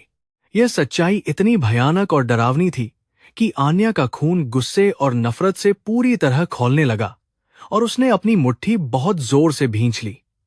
एक पायलट के रूप में उसका सबसे पहला और सबसे महत्वपूर्ण धर्म हमेशा से ही अपने सभी निर्दोष यात्रियों की जान की पूरी सुरक्षा करना था, और विक्रम चंद पैसों के लालच में इतने सारे बेगुनाह लोगों की जिंदगी को एक बहुत ही बड़े और जानलेवा खतरे में डाल रहा था। आर्यन ने बिना समय बर्बाद किए उस पूरे डेटा को जल्दी से डाउनलोड करना शुरू कर दिया। डेटा डाउनलोड होने की वह धीमी प्रक्रिया उन दोनों के लिए किसी भयंकर और बहुत लंबे बुरे सपने से कम बिल्कुल भी नहीं लग रही थी। स्क्रीन पर चलने वाली वह हरी रंग की पट्टी बहुत ही ज्यादा धीरे धीरे आगे बढ़ रही थी और हर एक सेकंड उनके लिए 1 घंटे के समान भारी लग रहा था। अन्या बार बार दरवाजे की तरफ बहुत ही घबराहट और डर के साथ देख रही थी, क्योंकि उसे किसी के वहां आने की बहुत तेज आहट स्पष्ट रूप से सुनाई दे रही थी। अचानक सर्वर रूम के बाहर कुछ लोगों के तेज कदमों की भारी आवाजें गूंजने लगीं और विक्रम अपने कुछ खतरनाक हथियारबंद गुंडों के साथ वहां आ पहुंचा। विक्रम को पहले ही अपने किसी खास और गुप्त सूत्र से इस बात की भनक लग चुकी थी कि आज रात उसके सर्वर रूम में कोई बड़ी घुसपैठ होने वाली है। उसने दरवाजे के बाहर से चिल्लाते हुए कहा कि आर्यन और आन्या आज जिंदा बचकर यहां से बिल्कुल भी वापस नहीं जा पाएंगे। यह स्थिति बहुत ही ज्यादा गंभीर और खतरनाक हो चुकी थी। आर्यन ने तुरंत आन्या को एक बड़ी सी मशीन के पीछे छिपने का इशारा किया और खुद भी एक मजबूत खंभे की आड़ में बहुत ही चालाकी से खड़ा हो गया। डेटा डाउनलोड की प्रक्रिया अभी भी 90% पर ही अटकी हुई थी और उन्हें किसी भी कीमत पर उस पेन ड्राइव को हासिल करना ही था। विक्रम ने अपने गुंडों को दरवाजा तोड़ने का सख्त आदेश दिया और कुछ ही पलों में वह मजबूत दरवाजा एक बहुत ही जोरदार धमाके के साथ टूटकर नीचे गिर गया। दरवाजा टूटते ही गुंडों ने सर्वर रूम के अंदर प्रवेश करने की कोशिश की, लेकिन आर्यन ने वहां मौजूद अग्निशामक यंत्र को उठाकर बहुत जोर से उनकी तरफ फेंक दिया। यंत्र के फटते ही पूरे कमरे में एक बहुत ही गाढ़ा और सफेद धुआं फैल गया, जिससे उन गुंडों की आंखों में जलन होने लगी और वे कुछ भी देख नहीं पा रहे थे। इस भारी अफरातफरी और खतरनाक धुएं का पूरा फायदा उठाते हुए आर्यन ने अपनी योजना को तुरंत और बहुत ही समझदारी से बदलना शुरू कर दिया। उसी पल कंप्यूटर स्क्रीन पर एक बहुत ही सुखद संदेश चमका, जिसने बताया कि सारा महत्वपूर्ण डेटा सफलतापूर्वक और पूरी तरह से पेन ड्राइव में कॉपी हो चुका है। आन्या ने अपनी जान की परवाह किए बिना छलांग लगाई और उस टर्मिनल से वह बेशकीमती पेन ड्राइव बहुत ही फुर्ती और चालाकी से निकालकर अपनी सुरक्षित जेब में रख ली। अब उनका सबसे बड़ा लक्ष्य किसी भी तरह से इस खतरनाक इमारत से जिंदा और पूरी तरह से सुरक्षित बाहर निकलना था, जो बिल्कुल भी आसान नहीं था। धुएं के बीच से रास्ता बनाते हुए आर्यन ने आन्या का हाथ बहुत ही मजबूती से पकड़ा और वे दोनों तहखाने के उस गुप्त आपातकालीन निकास की तरफ तेजी से दौड़ पड़े। विक्रम के गुंडे पागलों की तरह हवा में अपनी भारी बंदूकें लहरा रहे थे और उनके चिल्लाने की भयानक आवाजें पूरे तहखाने में बहुत ही बुरी तरह से गूंज रही थीं।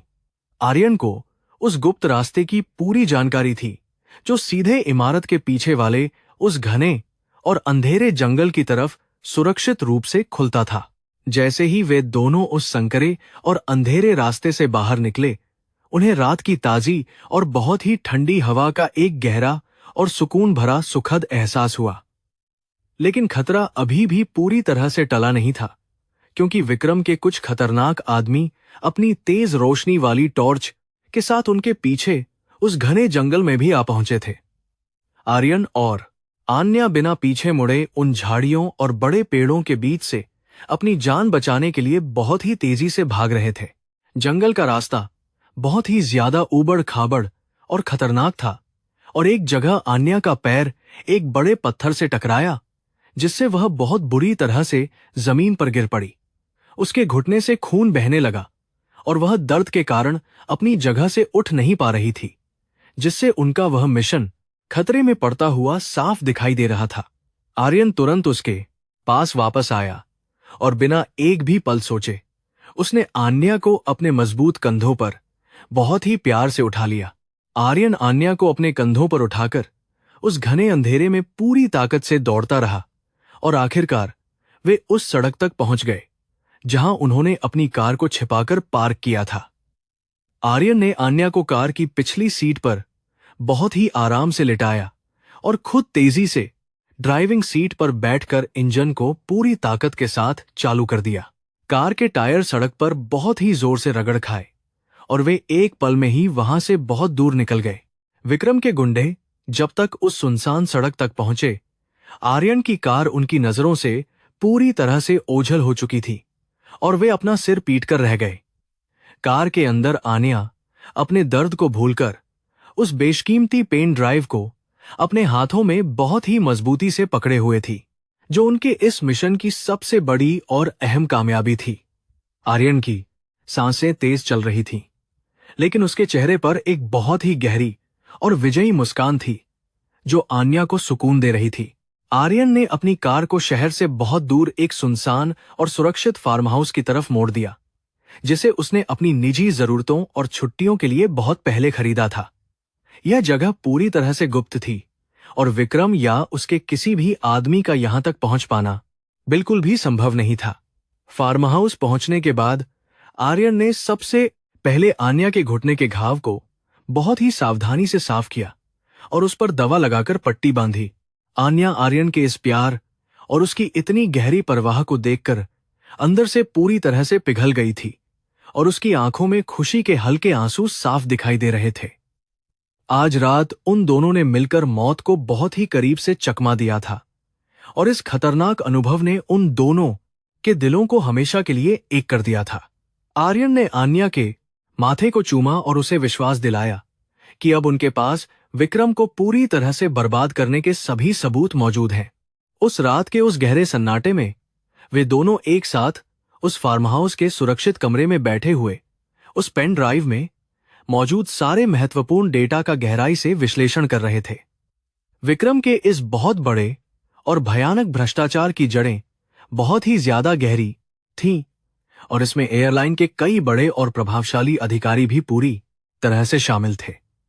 आन्या जानती थी कि यह लड़ाई अब केवल उसकी नौकरी बचाने की नहीं, बल्कि पूरे सिस्टम को साफ करने की एक बहुत बड़ी और निर्णायक जंग बन चुकी थी। आर्यन ने आन्या का हाथ थामते हुए बहुत ही गंभीर स्वर में कहा कि कल सुबह का सूरज विक्रम और उसके इस पूरे भ्रष्ट साम्राज्य के लिए कयामत का दिन लेकर आएगा।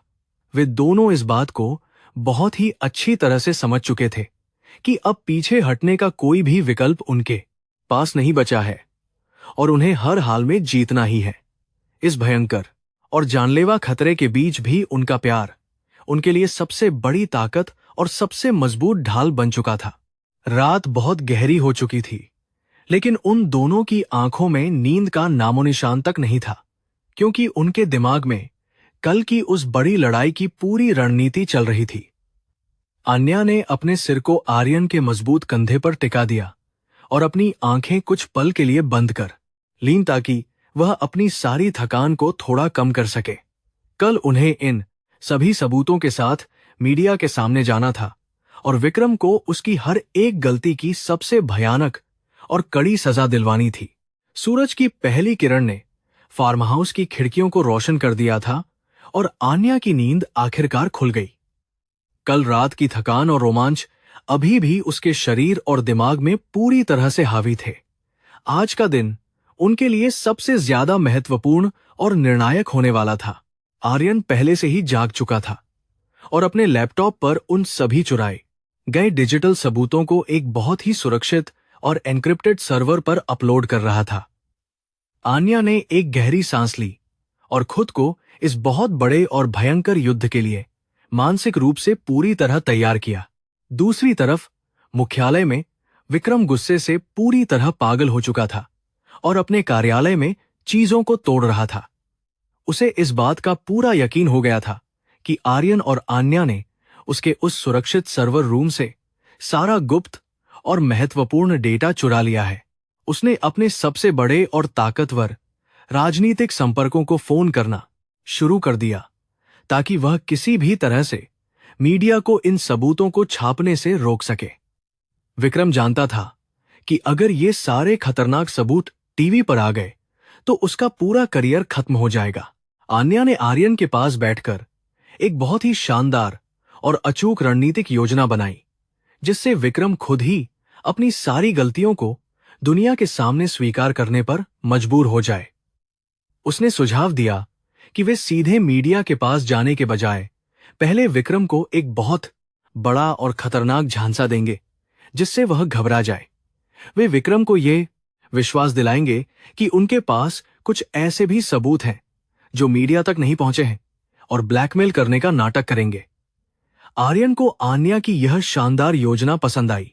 आर्यन ने एक अज्ञात और सुरक्षित नंबर से विक्रम के व्यक्तिगत फोन पर एक सीधा संदेश भेजा जिसमें लिखा था कि अगर वह बचना चाहता है तो आज शाम शहर के पुराने गोदाम में अकेला आए। इस संदेश में उस खतरनाक आतंकवादी संगठन के साथ विक्रम के सौदे का एक बहुत छोटा सा हिस्सा भी जानबूझकर शामिल किया गया था। यह देखकर विक्रम के पैरों तले से जमीन पूरी तरह खिसक गई और वह पसीने से तरबतर हो गया। उसे समझ नहीं आ रहा था कि उसे इस स्थिति में क्या करना चाहिए। विक्रम एक बहुत ही शातिर और चालाक अपराधी था, इसलिए उसने इतनी आसानी से हार मानने से पूरी तरह इनकार कर दिया और अपनी एक अलग योजना बनाई। उसने अपने कुछ सबसे खूंखार और खतरनाक शूटरों को उस पुराने गोदाम के चारों तरफ बहुत ही गुप्त रूप से छिपा दिया ताकि वह आर्यन और आन्या को हमेशा के लिए खत्म कर सके। वह जानता था कि अगर ये दोनों मारे गए तो उसकी सच्चाई का पर्दाफाश कभी नहीं हो पाएगा। विक्रम ने अपनी पिस्तौल में गोलियां भरीं और इंतजार करने लगा, लेकिन आन्या की योजना विक्रम की सोच से भी कहीं ज्यादा गहरी और बहुत ही अधिक चालाक थी, जिसका उसे बिल्कुल भी अंदाजा नहीं था। उन्होंने उस पुराने गोदाम के अंदर हर एक छोटे बड़े कोने में बहुत ही उच्च गुणवत्ता वाले गुप्त और छिपे हुए कैमरे पहले से ही लगा दिए थे।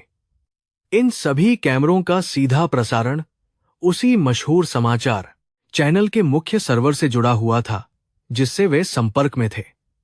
आर्यन और आन्या ने पुलिस की एक विशेष टीम को भी तैनात कर दिया था। शाम होते ही आसमान में बहुत घने और काले बादल छा गए और पूरे शहर का माहौल भारी और बहुत ही डरावना हो गया। विक्रम अपनी महंगी कार में सवार होकर पूरे लाव लश्कर के साथ उस पुराने और सुनसान गोदाम के बाहर बहुत सावधानी से पहुंचा। उसने अपने शूटरों को अपनी पोजीशन लेने का इशारा किया और खुद बहुत सतर्कता के साथ अपनी पिस्तौल निकालकर उस अंधेरे गोदाम के अंदर धीरे धीरे दाखिल हुआ। गोदाम के अंदर एक बहुत भयानक और गहरा सन्नाटा पसरा हुआ था जो तूफान का संकेत था। गोदाम के ठीक बीचों बीच एक बहुत ही तेज और सफेद रोशनी वाला बड़ा बल्ब जल रहा था, जिसके नीचे आर्यन और आन्या बहुत शांति और आत्मविश्वास के साथ खड़े थे। विक्रम उन्हें निहत्था देखकर बहुत जोर जोर से और पागलों की तरह हंसने लगा, क्योंकि उसे लगा कि उसने इन दोनों को अपने जाल में बहुत आसानी से फंसा लिया है। उसने अपनी पिस्तौल सीधे आन्या के सिर की तरफ तान दी और गंदी गालियां देते हुए कहा कि आज उनका खेल हमेशा के लिए खत्म होने वाला है। आन्या के चेहरे पर बिल्कुल डर नहीं था। आर्यन ने बहुत ही शांत और संयमित आवाज में विक्रम से कहा कि उसे अब भी इस पूरे मामले को शांति से सुलझाने का एक आखिरी मौका मिल सकता है अगर वह सच बता दे। विक्रम ने अपने अहंकार में चूर होकर बहुत घमंड के साथ अपने सारे काले कारनामों और उस खतरनाक आतंकवादी संगठन के साथ किए गए भयानक सौदों का पूरा कच्चा चिट्ठा उगलना शुरू कर दिया। वह अपनी जीत के नशे में इतना अंधा हो चुका था कि उसे यह बिल्कुल एहसास नहीं हुआ कि वह अपने पैरों पर कुल्हाड़ी मार रहा है। विक्रम ने बहुत मजे लेते हुए यह भी स्वीकार कर लिया कि उसने आन्या के उस विमान के डेटा के साथ किस तरह से बहुत गंदी और जानलेवा छेड़छाड़ की थी। उसने साफ तौर पर कहा कि वह आन्या की शानदार सफलता और उसकी बेजोड़ प्रतिभा से बहुत ज्यादा जलता था और उसे किसी भी तरह से बर्बाद करके इस एयरलाइन से बाहर निकालना चाहता था। आन्या के चेहरे पर एक बहुत हल्की सी मुस्कान आ गई, क्योंकि उसे ठीक वही सब कुछ मिल गया था जिसकी उसे विक्रम को हमेशा के लिए सजा दिलवाने के लिए जरूरत थी। जैसे ही विक्रम ने अपना पूरा घिनौना और काला सच उगलना बंद किया, आर्यन ने अपनी जेब से एक छोटा सा रिमोट निकाला और उसका एक बटन बहुत ही तेजी से दबा दिया। तुरंत ही उस गोदाम की बड़ी और खस्ताहाल दीवारों पर लगे हुए कई सारे बड़े और छिपे हुए प्रोजेक्टर स्क्रीन एक साथ चालू हो गए और उन पर राष्ट्रीय समाचार चैनल का सीधा प्रसारण दिखने लगा। स्क्रीन पर साफ दिख रहा था कि देश के करोड़ों लोग विक्रम का यह पूरा भयानक और घिनौना कबूलनामा अपने अपने टीवी स्क्रीन पर बिल्कुल लाइव देख रहे हैं। ये सब देखकर विक्रम का चेहरा डर के मारे पूरी तरह से पीला और सफेद पड़ गया और उसके हाथ पैर बहुत बुरी तरह से कांपने लगे। उसे अपनी आंखों पर बिल्कुल भी विश्वास नहीं हो रहा था कि आन्या और आर्यन ने उसे इतनी बड़ी और भयानक मात दे दी है, जिसका उसने सपने में भी कभी नहीं सोचा था। उसने बौखलाहट और गुस्से में अपने बाहर छिपे हुए शूटरों को गोली चलाने का जोर से आदेश दिया, लेकिन बाहर से किसी भी तरह की कोई बंदूक चलने की आवाज बिल्कुल नहीं आई, जो अजीब था। विक्रम को जब यह पूरी तरह से एहसास हुआ कि वह आन्या के बिछाए हुए इस बहुत बड़े और भयानक जाल में बुरी तरह से फंस चुका है, तो उसने तुरंत भागने का फैसला किया। उसने बौखलाहट और बहुत ज्यादा गुस्से में अपने बाहर छिपे हुए शूटरों को आर्यन पर ताबड़तोड़ गोली चलाने का सख्त आदेश दिया, ताकि वह इस भारी अफरा तफरी का फायदा उठाकर भाग सके। जैसे ही बाहर से गोलियों की भयानक और डरावनी आवाजें आनी शुरू हुईं, गोदाम के अंदर का माहौल बहुत खौफनाक और खतरनाक हो गया। आर्यन ने एक पल की भी देरी किए बिना बहुत ही फुर्ती से छलांग लगाई और आन्या को अपने मजबूत सीने से लगाकर उसे सुरक्षित रूप से जमीन पर बहुत तेजी से गिरा दिया। गोलियां उनके सिर के बिल्कुल ऊपर से भयानक और तेज आवाज करते हुए निकल रही थीं और गोदाम का सामान टूटकर चारों तरफ बुरी तरह से बिखरने लगा था।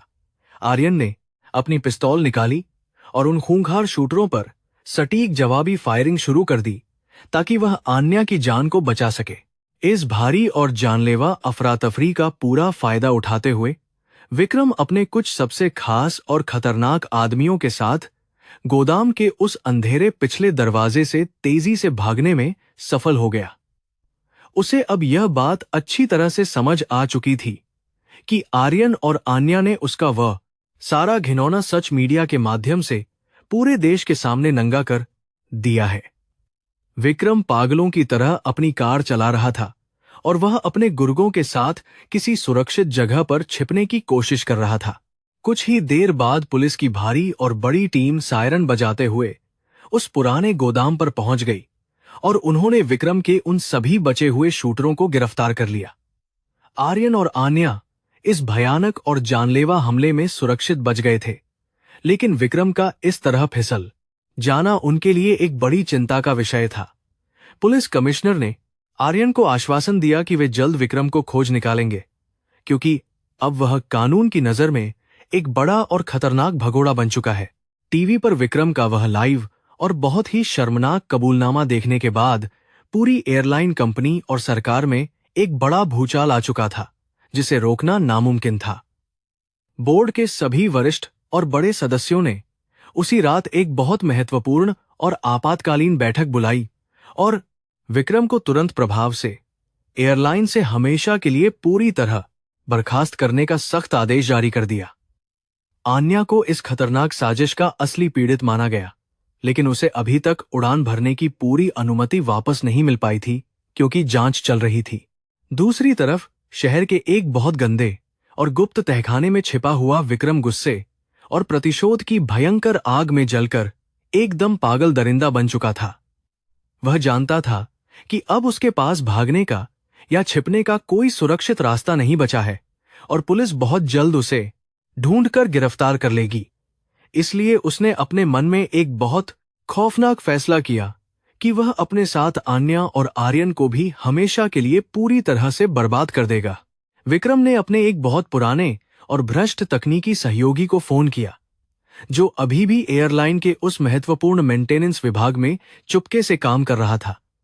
विक्रम ने उसे बहुत सारे पैसों का लालच देकर अगले दिन की एक खास अंतर्राष्ट्रीय उड़ान के नेविगेशन सिस्टम में भारी गड़बड़ी करने का खतरनाक आदेश दे दिया।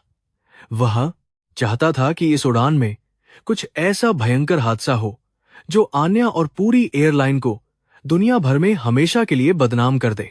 आन्या और आर्यन को विक्रम की इस नई और बहुत ही ज्यादा खौफनाक साजिश का बिल्कुल भी अंदाजा नहीं था और वे मीडिया में अपनी इस शानदार जीत का थोड़ा जश्न मना रहे थे। आर्यन ने आन्या को अपने गले से लगाते हुए कहा कि उन्होंने एक बहुत बड़े दानव को हरा दिया है और अब उनका आने वाला भविष्य बहुत सुरक्षित और सुखद होने वाला है। आन्या ने भी मुस्कुराते हुए हामी भरी, लेकिन उसके दिल के किसी छोटे से कोने में अभी भी एक अनजानी चिंता लगातार सता रही थी। उसी शाम आन्या की मां का एक बहुत ही भावुक और प्यार भरा फोन आया, जिसमें उन्होंने आन्या से अपनी गलती के लिए बहुत ही दिल से माफी मांगी। उन्होंने बताया कि उन्होंने टीवी पर सारा सच देख लिया है और उन्हें अपनी बहादुर बेटी पर बहुत ज्यादा गर्व महसूस हो रहा है, जो इतनी बड़ी बुराई से बिल्कुल नहीं डरी। आन्या की मां ने आर्यन की भी बहुत तारीफ की और कहा कि वह आन्या के लिए एक बहुत अच्छा साथी साबित हुआ है, जिसने मुश्किल में साथ दिया। आन्या ने मुस्कुराते हुए अपनी मां को बहुत शांति से जवाब दिया कि अगर उन्होंने उस दिन वह ब्लाइंड डेट तय नहीं की होती तो शायद वह आज यह जंग नहीं जीत पाती। यह सब किस्मत का ही एक बहुत सुंदर खेल था, जिसने उसे अपने पहले प्यार से इतने सालों के बाद इतने नाटकीय और भयानक तरीके से दोबारा मिलवा दिया था। आन्या अब अपने अतीत की सारी कड़वाहट भूलकर अपने नए और बहुत उज्जवल भविष्य की तरफ पूरे आत्मविश्वास के साथ मजबूती से देख रही थी। लेकिन आर्यन का बहुत तेज दिमाग अभी भी पूरी तरह से शांत नहीं हुआ था और वह लगातार अपनी जांच टीम के साथ एयरलाइन के सारे पुराने डेटा की छंटाई कर रहा था।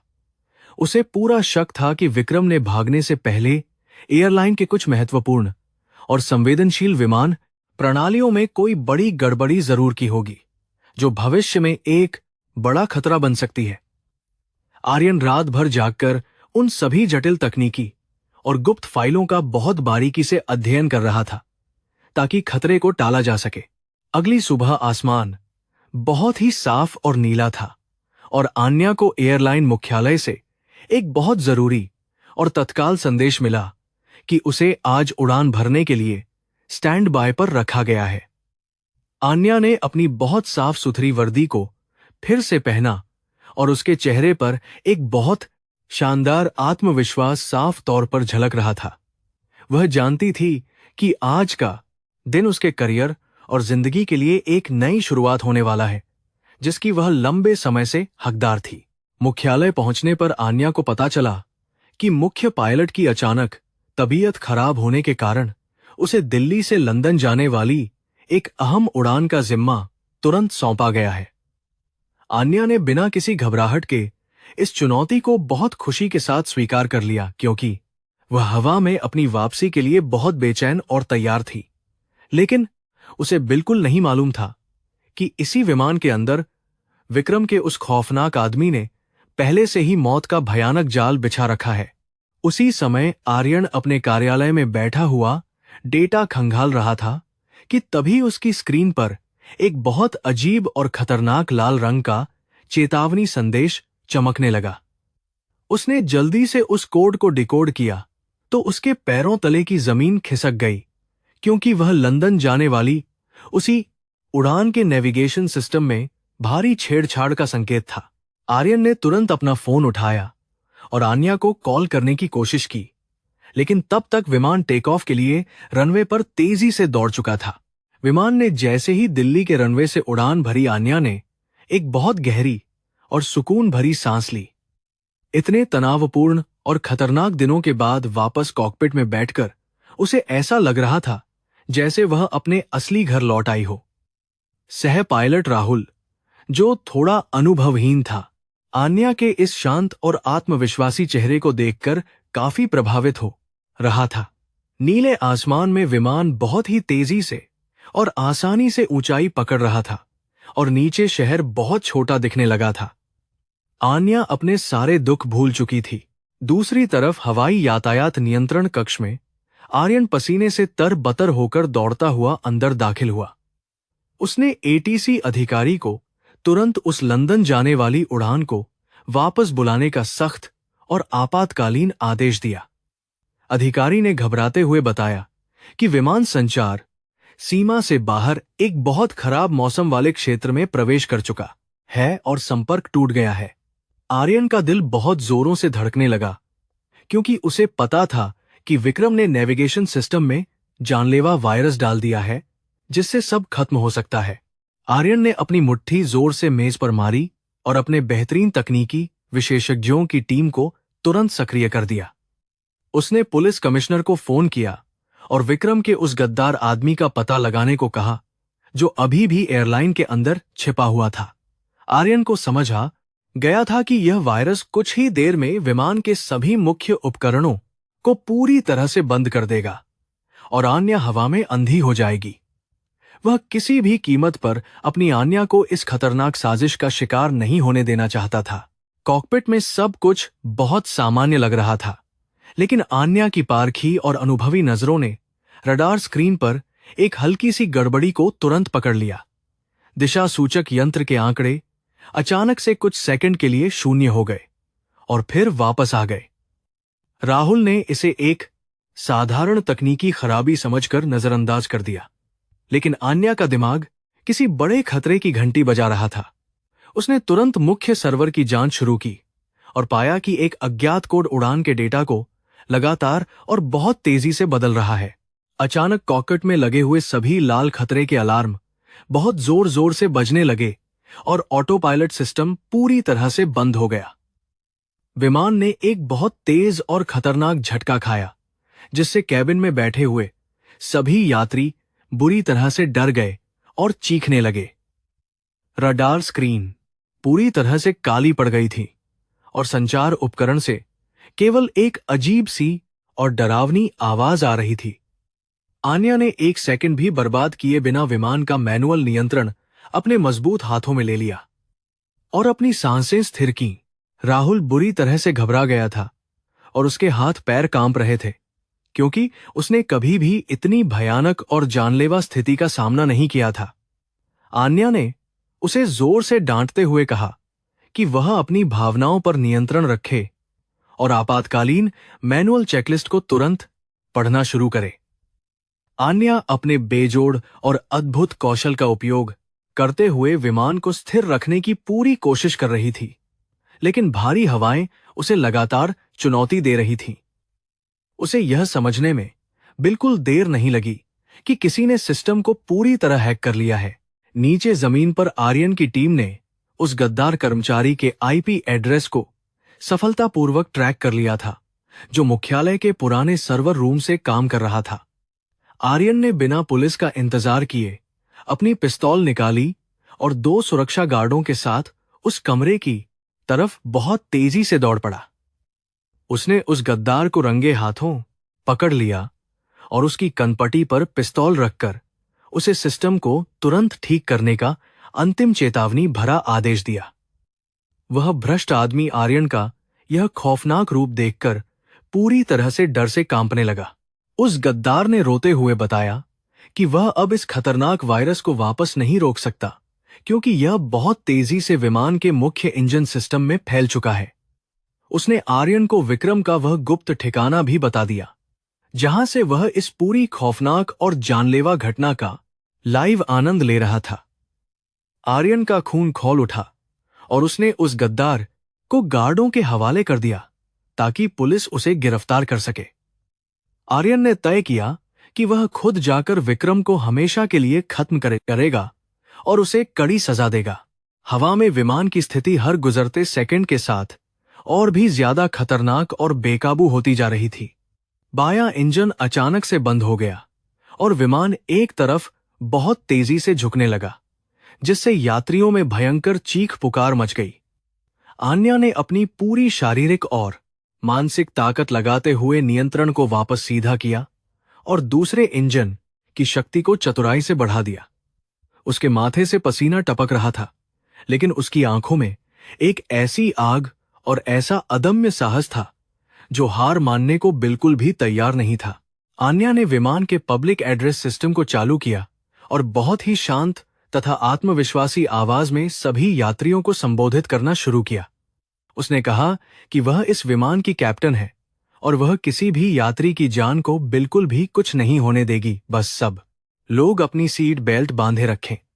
उसकी इस मजबूत और निडर आवाज ने यात्रियों के दिलों में फैली हुई उस गहरी दहशत को काफी हद तक कम कर दिया और केबिन में थोड़ी शांति छा गई।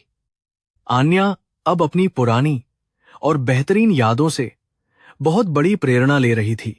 उसे आर्यन की वे सारी बातें याद आ रही थीं, जब उसने आन्या की अद्भुत प्रतिभा और उसके अटूट साहस पर अपना पूरा विश्वास जताया था। आन्या जानती थी कि नीचे जमीन पर आर्यन उसकी जान बचाने के लिए आसमान और पाताल एक कर रहा होगा। उसने मैनुअल दिशा सूचक और सूरज की स्थिति का बहुत ही सटीक अनुमान लगाते हुए विमान को एक पुराने और बंद पड़े सैन्य हवाई अड्डे की तरफ मोड़ने का बहुत साहसिक फैसला किया। यह एक बहुत बड़ा और खतरनाक जोखिम था, लेकिन उनके पास इसके अलावा बचने का कोई दूसरा रास्ता नहीं था।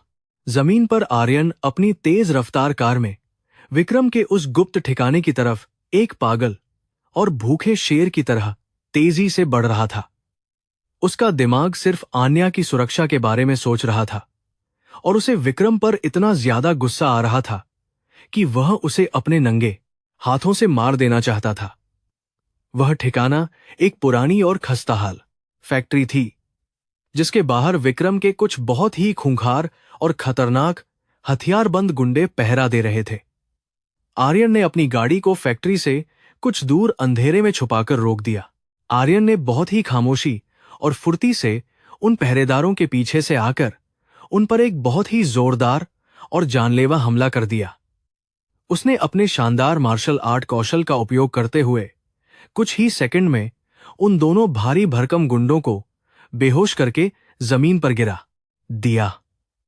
आर्यन अपनी पिस्तौल को मजबूती से पकड़े हुए उस फैक्ट्री के अंदर दाखिल हुआ, जहां विक्रम एक बड़ी सी स्क्रीन पर आन्या के विमान की गिरती हुई ऊंचाई को देखकर बुरी तरह हंस रहा था।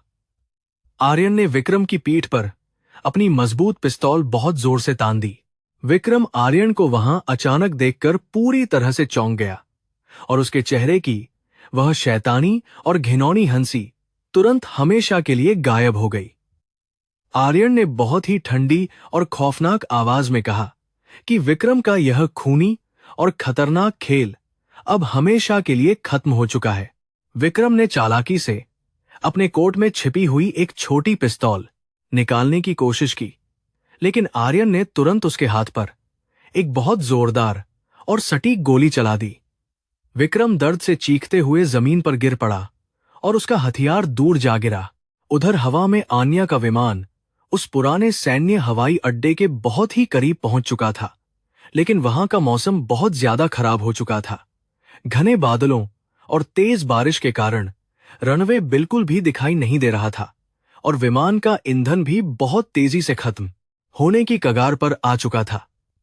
आन्या ने अपनी आंखें कुछ पल के लिए बंद कीं और अपनी उस छठी इंद्री का पूरा इस्तेमाल किया जो एक असली और जन्मजात जीनियस पायलट के पास होती है। उसने विमान की नाक को रनवे की दिशा में नीचे कर दिया। फैक्ट्री में आर्यन ने विक्रम को बहुत मजबूती से रस्सियों से बांध दिया था और पुलिस की एक भारी टीम भी वहां सायरन बजाते हुए पहुंच चुकी थी। आर्यन ने विक्रम के उस विशेष और आधुनिक संचार उपकरण पर कब्जा कर लिया था, जो अभी भी आन्या के विमान के टूटे हुए रेडियो सिस्टम से जुड़ा हुआ था। उसने उस उपकरण का उपयोग करते हुए बहुत ही भारी और भावुक आवाज में आन्या को पुकारा और कहा कि वह उसके साथ है और उसे बिल्कुल भी नहीं डरना है। यह आवाज सुनते ही आन्या के चेहरे पर खुशी छा गई। आर्यन की वह जानी पहचानी और प्यार भरी आवाज आन्या के हेडसेट में गूंजने लगी और उसे एक बहुत ही नई तथा अद्भुत ताकत का एहसास हुआ। आर्यन ने उसे बताया कि विक्रम अब पुलिस की हिरासत में है और सारा खतरनाक नेटवर्क पूरी तरह से बर्बाद कर दिया गया है। आन्या ने एक गहरी और सुकून भरी सांस ली और अपने पूरे ध्यान को विमान की उस बहुत ही मुश्किल और खतरनाक लैंडिंग पर पूरी तरह केंद्रित कर दिया। हवा के तेज थपेड़े विमान को लगातार डगमगा रहे थे, लेकिन आन्या के हाथ एक चट्टान की तरह स्थिर थे। विमान के पहियों ने जैसे ही उस ऊबड़ खाबड़ और गीले रनवे को छुआ, एक बहुत ही भयानक और डरावनी आवाज के साथ जोरदार चिंगारियां निकलने लगीं। आन्या ने पूरी ताकत के साथ ब्रेक लगाए और रिवर्स थ्रस्ट का उपयोग किया ताकि इस विशालकाय और भारी विमान को किसी भी तरह से रोका जा सके। विमान रनवे पर बहुत बुरी तरह से फिसल रहा था और ऐसा लग रहा था कि यह किसी भी पल नियंत्रण से बाहर होकर पलट जाएगा। यात्रियों ने अपनी आंखें बंद कर ली थीं और हर कोई अपनी जिंदगी की भीख मांगते हुए प्रार्थना कर रहा था।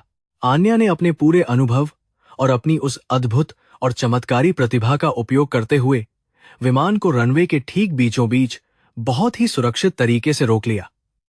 जब विमान पूरी तरह से शांत हो गया तो कॉकपिट में एक बहुत ही गहरा और सुकून भरा सन्नाटा छा गया, जो किसी बड़े तूफान के गुजर जाने जैसा था। आन्या ने अपनी आंखें बंद कीं और स्टीयरिंग व्हील पर अपना सिर टिकाकर राहत की एक बहुत लंबी और गहरी सांस ली। उसने कर दिखाया था और उसने सैकड़ों निर्दोष लोगों की जान बहुत ही बहादुरी से बचा ली थी। केबिन के अंदर यात्रियों में खुशी और राहत की एक बहुत बड़ी और शानदार लहर दौड़ गई और सभी लोग आन्या की तारीफ में जोर जोर से तालियां बजाने लगे। राहुल ने आन्या की तरफ देखते हुए बहुत सम्मान से कहा कि उसने आज तक आन्या से ज्यादा बेहतरीन और साहसी पायलट अपनी पूरी जिंदगी में कभी नहीं देखा है। आन्या ने मुस्कुराते हुए अपना हेडसेट उतारा और आर्यन को एक छोटा सा संदेश भेजा कि विमान पूरी तरह से सुरक्षित है और सभी यात्री भी बिल्कुल ठीक हैं। उसे अब सिर्फ आर्यन से मिलने की बहुत ज्यादा बेताबी थी। कुछ ही घंटों के बाद जब आन्या और सभी यात्री सुरक्षित रूप से शहर वापस पहुंचे तो हवाई अड्डे पर एक बहुत बड़ी और भारी भीड़ उनका बेसब्री से इंतजार कर रही थी। मीडिया के बहुत सारे कैमरे और बड़े बड़े पत्रकार आन्या की इस अद्भुत और शानदार बहादुरी को कैमरे में कैद करने के लिए वहां मौजूद थे। आन्या जैसे ही बाहर आई, लोगों ने उसका स्वागत एक बहुत बड़े राष्ट्रीय नायक की तरह किया और फूलों की भारी बारिश शुरू कर दी। लेकिन आन्या की आंखें उस भारी भीड़ में सिर्फ और सिर्फ आर्यन को ही खोज रही थीं। तभी आर्यन उस भीड़ को चीरता हुआ बहुत ही तेजी से आगे आया और उसने बिना किसी की परवाह किए आन्या को बहुत जोर से अपने गले लगा लिया। उन दोनों की आंखों में खुशी और प्यार के आंसू थे, जो उनकी इस बहुत बड़ी और शानदार जीत का सबसे खूबसूरत और प्यारा गवाह बन रहे थे। आर्यन ने आन्या के माथे को चूमते हुए कहा कि उसे अपनी बहादुर और जीनियस लड़की पर दुनिया में सबसे ज्यादा गर्व है। आन्या ने भी आर्यन के कंधे पर सिर रखते हुए कहा कि यह जीत उन दोनों की एक बहुत बड़ी जीत है। रनवे पर विमान के पूरी तरह सुरक्षित रुकने के बाद पुलिस और आपातकालीन गाड़ियां सायरन बजाते हुए बहुत ही तेजी से वहां पहुंच गईं। बचाव दल ने तुरंत विमान के सभी दरवाजे खोल दिए और डरे हुए यात्रियों को सुरक्षित रूप से बाहर निकालने का काम बहुत ही कुशलता से शुरू कर दिया। आन्या अभी भी कॉकपिट की अपनी उस कुर्सी पर बैठी हुई थी और उसकी पूरी वर्दी पसीने से भीग चुकी थी, लेकिन उसके चेहरे पर एक बहुत ही अजीब सी शांति थी। यह रात उसकी जिंदगी की सबसे लंबी और सबसे भयानक रात साबित हुई थी। कुछ ही देर में आर्यन भी अपनी तेज रफ्तार कार से उस पुराने हवाई अड्डे पर पहुंच गया और सीधे उस खड़े हुए विमान की तरफ बहुत ही तेजी से दौड़ पड़ा। उसने सुरक्षा घेरे को तोड़ते हुए सीढ़ियों की तरफ छलांग लगाई और पागलों की तरह आन्या का नाम पुकारते हुए विमान के अंदर दाखिल हो गया। आर्यन की आंखों में एक बहुत ही गहरा डर और चिंता साफ दिखाई दे रही थी, जो आन्या को देखने के बाद ही शांत हो सकती थी। वह सीधे कॉकपिट की तरफ बहुत तेजी से और घबराहट के साथ भागा। कॉकपिट के दरवाजे पर आर्यन को देखकर आन्या अपनी सीट से बहुत ही धीरे से उठी और उसके चेहरे पर एक बहुत ही प्यारी और थकी हुई मुस्कान आ गई। आर्यन ने बिना एक भी शब्द कहे उसे अपनी मजबूत बाहों में बहुत ही जोर से जकड़ लिया और उसकी आंखों से कुछ गर्म आंसू छलककर आन्या के गालों पर गिर पड़े। आन्या ने भी आर्यन की पीठ को सहलाते हुए उसे यह महसूस कराया कि वह अब पूरी तरह से सुरक्षित है और यह भयानक खतरा हमेशा के लिए टल गया है। उनका मिलन बहुत ही भावुक था। उसी समय आर्यन के फोन पर पुलिस कमिश्नर का एक बहुत ही जरूरी और महत्वपूर्ण कॉल आया, जिसने उन्हें एक बहुत बड़ी और शानदार खबर तुरंत सुना दी। कमिश्नर ने बताया कि उन्होंने विक्रम के उस पूरे अंतर्राष्ट्रीय और खतरनाक सिंडिकेट को देश भर में एक साथ छापेमारी करके पूरी तरह से पकड़ लिया है। इस बड़े और खतरनाक नेटवर्क के सभी मुख्य अपराधियों को सलाखों के पीछे बहुत ही सुरक्षित तरीके से डाल दिया गया है और अब कोई भी खतरा बिल्कुल नहीं बचा है। आन्या ने यह सुनकर राहत की एक बहुत लंबी सांस ली।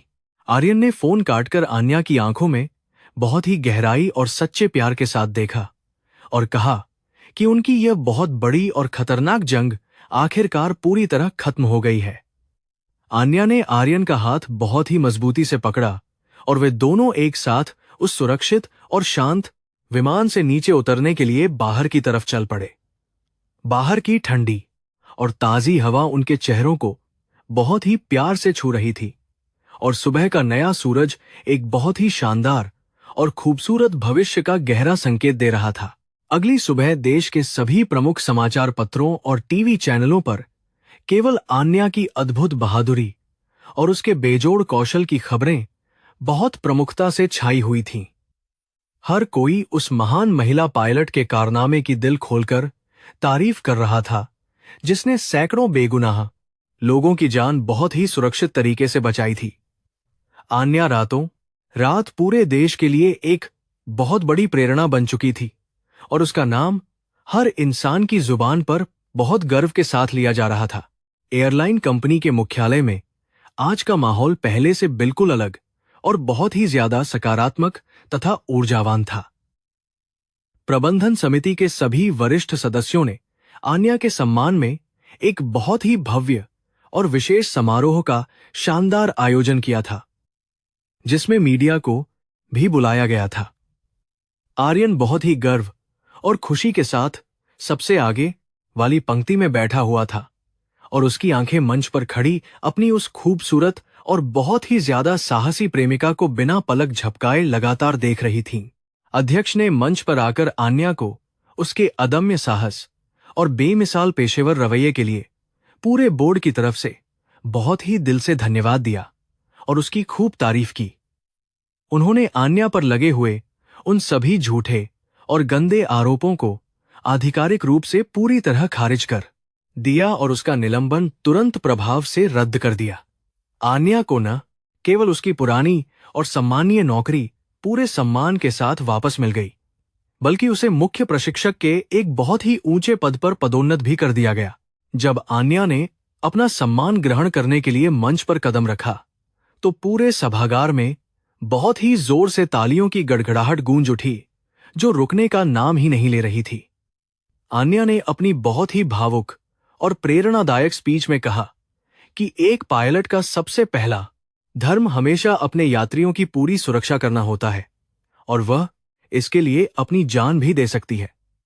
उसने इस पूरी खतरनाक लड़ाई में बिना किसी डर के उसका साथ देने के लिए आर्यन का बहुत ही विशेष रूप से धन्यवाद किया।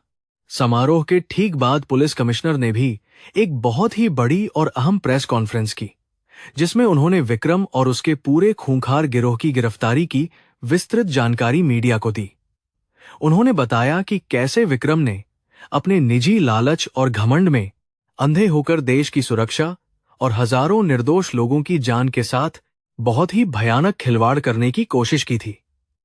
पुलिस ने विक्रम के खिलाफ धोखाधड़ी से लेकर आतंकवाद के समर्थन तक के कई बहुत ही संगीन और गैर जमानती मामले पूरी तरह से दर्ज कर लिए थे। शहर की सबसे सुरक्षित और बहुत ही ज्यादा कड़ी निगरानी वाली जेल में विक्रम अपनी एक बहुत ही छोटी और अंधेरी कोठरी में अकेला बैठा हुआ अपनी बर्बादी पर बुरी तरह से पछता रहा था। उसका सारा गुरूर और सारा घमंड अब पूरी तरह से मिट्टी में मिल चुका था और उसके पास अब अपने बचाव के लिए कोई भी कानूनी या गैर कानूनी रास्ता बिल्कुल भी नहीं बचा था। वह समझ चुका था कि उसने आन्या की ताकत और आर्यन के उस बहुत ही गहरे प्यार को कम आंकने की कितनी भयंकर गलती की थी। विक्रम के वे सभी भ्रष्ट साथी और बड़े अधिकारी जिन्होंने इस काले धंधे में उसका हमेशा पूरा साथ दिया था, वे सब भी अब एक एक करके पुलिस के जाल में बहुत बुरी तरह फंस चुके थे। अदालत ने इन सभी खूंखार अपराधियों को बिना किसी रहम के उनके घिनौने अपराधों के लिए उम्र कैद की बहुत ही कड़ी और भयानक सजा सुना दी थी, ताकि वे दोबारा किसी को नुकसान न पहुंचा सकें। यह पूरे देश के लिए एक बहुत ही कड़ा और स्पष्ट संदेश था कि बुराई और भ्रष्टाचार की अंततः हमेशा बहुत ही बुरी हार होती है। इन सभी भारी और बहुत ही ज्यादा थका देने वाली घटनाओं के पूरी तरह से खत्म होने के बाद आन्या ने कुछ दिनों के लिए छुट्टी लेकर अपने घर पर अपनी मां के साथ समय बिताने का फैसला किया। उसकी मां ने जब अपनी बेटी को एक बहुत ही शानदार हीरो के रूप में टीवी पर देखा था, तो उनकी आंखों से खुशी और बहुत ज्यादा गर्व के आंसू रुकने का नाम ही नहीं ले रहे थे। उन्होंने आन्या को अपने गले से लगाते हुए उसके उस अदम्य साहस और निडरता के लिए उसे बहुत सारा प्यार और आशीर्वाद दिया। आन्या की मां ने बहुत ही भावुक होते हुए अपनी उस पुरानी और बेवकूफी भरी जिद के लिए भी आन्या से दिल से माफी मांगी, जब वह उसे जबरदस्ती शादी के लिए बहुत ज्यादा दबाव डाल रही थी। उन्होंने स्वीकार किया कि आन्या की असली और सबसे बड़ी खुशी उसके इस महान करियर और आसमान की उन अनंत ऊंचाइयों में उड़ने में ही पूरी तरह से बसती है, जिसे वह अब समझ चुकी हैं।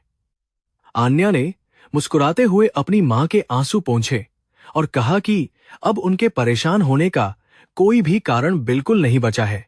उसी शाम आर्यन भी आन्या के घर पर अपनी कार से बहुत ही खुशी और उत्साह के साथ उनसे मिलने और एक साथ रात का शानदार भोजन करने के लिए पूरे सम्मान के साथ आ पहुंचा। आन्या की मां ने आर्यन का स्वागत अपने सगे बेटे की तरह बहुत ही ज्यादा गर्मजोशी और ढेर सारे प्यार के साथ किया, क्योंकि वह जानती थी कि आर्यन ने उनकी बेटी की बहुत मदद की है। भोजन की मेज पर उन तीनों ने बहुत सारी पुरानी यादें ताजा की और खूब सारी हंसी मजाक की बातें भी एक साथ साझा की। भोजन खत्म होने के बाद अन्या और आर्यन घर की छत पर टहलने के लिए चले गए, जहां रात की बहुत ही ठंडी और सुकून भरी हवा उनके थके हुए चेहरों को बहुत ही प्यार से छू रही थी। आसमान में बहुत सारे सितारे बहुत ही ज्यादा चमक रहे थे और शहर की सारी जगमगाती हुई रोशनियां नीचे किसी बहुत ही खूबसूरत और शानदार गहने की तरह बहुत ही प्यारी और आकर्षक लग रही थीं। इन दोनों के बीच अब किसी भी तरह का कोई तनाव या कोई भी डर बिल्कुल भी नहीं बचा था, बल्कि सिर्फ एक गहरी शांति थी। आर्यन ने आन्या का हाथ बहुत ही कोमलता और प्यार के साथ अपने दोनों हाथों में थाम लिया और उसकी उन बहुत ही खूबसूरत और गहरी आंखों में पूरी सच्चाई के साथ बिना पलक झपकाए देखने लगा। उसने आन्या से कहा कि वह पिछले कई सालों से उसे अपने दिल में बसाए हुए था, लेकिन उसने कभी भी अपने इन गहरे जज्बातों को आन्या के सामने पूरी तरह से जाहिर करने की हिम्मत नहीं जुटाई थी। लेकिन इस भयंकर खतरे और मौत को इतने करीब से देखने के बाद उसे अपनी सच्ची भावनाओं का पूरा एहसास हो गया है। आर्यन की वह भारी और प्यार से भरी हुई आवाज आन्या के कानों में एक बहुत ही मधुर संगीत की तरह गूंज रही थी और उसके दिल की धड़कनें बहुत ही ज्यादा तेज होने लगी थीं। आन्या ने भी अपनी नजरें झुकाए बिना आर्यन की आंखों में देखा और बहुत ही प्यार से स्वीकार किया कि वह भी स्कूल के उन पुराने दिनों से ही आर्यन को बहुत ही ज्यादा और गहराई से चाहती थी। यह उनका वह सच्चा और बहुत ही खूबसूरत प्यार था जो समय और दूरी की सभी भारी बाधाओं को आसानी से पार कर चुका था।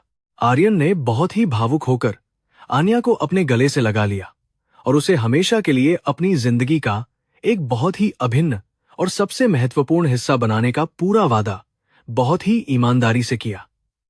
उसने कहा कि वह आन्या के सपनों और उसकी महान उड़ान के बीच में कभी भी कोई रुकावट या दीवार नहीं बनेगा, बल्कि हमेशा उसके मजबूत पंखों की सबसे बड़ी ताकत बनकर उसके साथ खड़ा रहेगा। आन्या ने आर्यन के कंधे पर अपना सिर रख दिया और उसे यह महसूस हुआ कि उसे अपनी जिंदगी की सबसे बड़ी खुशी मिल गई है। कुछ दिनों की इस बहुत ही शांत और आरामदायक छुट्टी के बाद आन्या पूरे उत्साह और बहुत ही ज्यादा ऊर्जा के साथ वापस अपनी उस प्यारी एयरलाइन कंपनी में काम करने के लिए पूरी तरह लौट आई। उसका नया और बहुत ही भव्य कार्यालय बहुत सारी सुविधाओं से लैस था, लेकिन आन्या का असली और सच्चा प्यार हमेशा से ही उस शानदार विमान का कॉकपिट और वे अनंत ऊंचाइयां ही रही थीं जो उसे बुलाती थी। अब वह मुख्य प्रशिक्षक के रूप में नए पायलटों को अपनी तरह साहसी और बहुत ही कुशल बनाने का नेक काम कर रही थी। आर्यन भी अब कंपनी के मुख्य कार्यकारी अधिकारी के उस बहुत ही ऊंचे और सम्मानजनक पद पर पूरी तरह से काबिज हो चुका था और पूरे सिस्टम को सुधारने में बहुत ही ज्यादा मेहनत कर रहा था।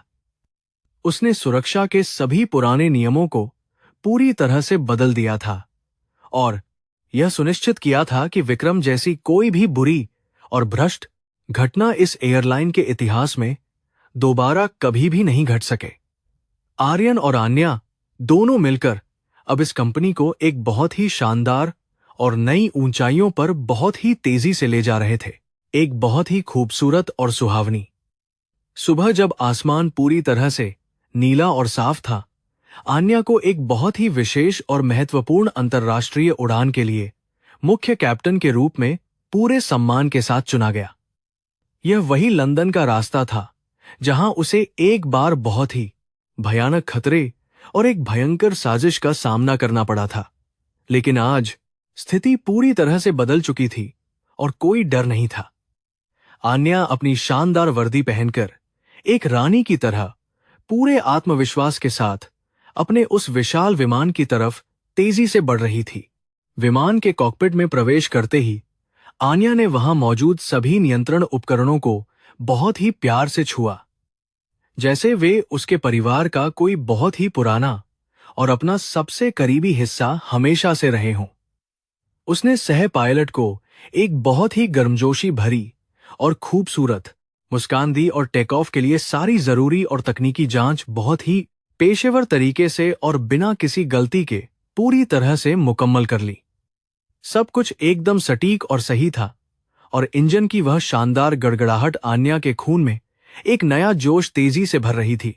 एटीसी से हरी झंडी और टेक ऑफ की पूरी अनुमति मिलते ही आन्या ने इंजन की पूरी ताकत और क्षमता को बढ़ा दिया और विमान रनवे पर एक बहुत ही तेज रफ्तार चीते की तरह दौड़ने लगा।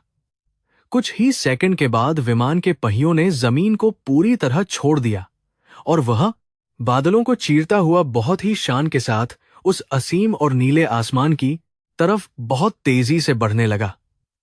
आन्या के चेहरे पर एक बहुत ही विजयी और सुकून भरी मुस्कान थी, जो किसी भी बड़े और खतरनाक तूफान से बिल्कुल भी नहीं डरती थी। उसी उड़ान में प्रथम श्रेणी के उस बहुत ही आलीशान केबिन में आर्यन अपनी सीट पर बैठा हुआ आन्या की इस बहुत ही शानदार और बेदाग टेक ऑफ का पूरा आनंद बहुत ही गर्व के साथ ले रहा था। वह आज किसी आधिकारिक और थकाऊ काम से नहीं, बल्कि सिर्फ अपनी उस बहादुर और बहुत ही ज्यादा साहसी प्रेमिका के साथ एक खूबसूरत छुट्टी और अच्छा समय बिताने के लिए लंदन की यात्रा बहुत खुशी से कर रहा था। आर्यन ने अपनी आंखें बंद की और महसूस किया कि उसकी पूरी जिंदगी अब एकदम सही और सुरक्षित हाथों में है। हवा में विमान बहुत ही ज्यादा स्थिरता और पूरी शांति के साथ आगे बढ़ रहा था और खिड़की से बाहर का खूबसूरत नजारा किसी बहुत ही प्यारी और मनमोहक पेंटिंग की तरह अद्भुत और बहुत शानदार लग रहा था। आन्या ने ऑटो पायलट सिस्टम को ऑन कर दिया और एक बहुत ही गहरी और ठंडी सांस लेते हुए अपने दिमाग को उस पुरानी और खतरनाक यादों से पूरी तरह से मुक्त करके इस शांति का आनंद लेने लगी। उसे पता था कि अब उसे पीछे मुड़कर कभी भी उन डरावने और बुरे दिनों की तरफ बिल्कुल भी नहीं देखना है। कुछ समय के बाद आन्या ने कॉकपिट का सारा चार्ज अपने उस युवा सह पायलट को थोड़ी देर के लिए सौंप दिया और खुद आर्यन से मिलने के लिए बहुत ही खुशी के साथ यात्री केबिन में आ गई। आर्यन उसे अपनी तरफ आता देखकर अपनी जगह से तुरंत खड़ा हो गया और उसने आन्या का हाथ बहुत ही प्यार से चूमकर उसका स्वागत एक बहुत ही सच्चे और अच्छे प्रेमी की तरह किया, जो उसे सुकून देता था। आन्या उसके बगल वाली खाली सीट पर बैठ गई और उसके कंधे पर अपना सिर बहुत ही आराम से टिका दिया। आर्यन ने आन्या के बालों को बहुत ही कोमलता से सहलाते हुए कहा कि आज वह अपनी वर्दी में दुनिया की सबसे खूबसूरत और प्रभावशाली महिला कैप्टन लग रही है। आन्या ने भी शर्माते हुए धीमे स्वर में जवाब दिया कि यह सब सिर्फ आर्यन के अटूट प्यार और उसके समर्थन के कारण ही पूरी तरह से संभव हो पाया है। उन दोनों के बीच की यह बहुत ही प्यारी और रोमांटिक बातचीत उनके इस लंबे सफर को और भी ज्यादा खूबसूरत और शानदार बना रही थी, जो हमेशा याद रहेगा। लंदन पहुंचने पर आर्यन ने आन्या को एक बहुत ही शानदार और महंगे रेस्तरां में रात के भोजन के लिए आमंत्रित किया, जो शहर की एक बहुत ही ऊंची और प्रसिद्ध इमारत के सबसे ऊपरी हिस्से पर स्थित था। वहां से पूरे लंदन शहर की जगमगाती हुई रोशनियां बहुत ही ज्यादा अद्भुत और मनमोहक लग रही थीं, जो उनके इस बहुत ही खास और रोमांटिक पल को और भी ज्यादा यादगार और खूबसूरत बनाने का काम कर रही थी। आन्या ने एक बहुत ही प्यारी और सुंदर लाल रंग की ड्रेस पहन रखी थी, जो उस पर बहुत जंच रही थी। भोजन के दौरान आर्यन अपनी जगह से उठा और उसने अपनी जेब से हीरे की एक बहुत ही ज्यादा खूबसूरत और चमकती हुई अंगूठी निकाली, जो उसने आन्या के लिए बहुत ही खास तौर पर पसंद करके खरीदी थी। वह आन्या के सामने अपने घुटनों के बल बहुत ही प्यार से बैठ गया और उसने पूरी दुनिया के सामने बहुत ही गर्व और खुशी के साथ आन्या के सामने शादी का यह बहुत ही प्यारा प्रस्ताव रख दिया।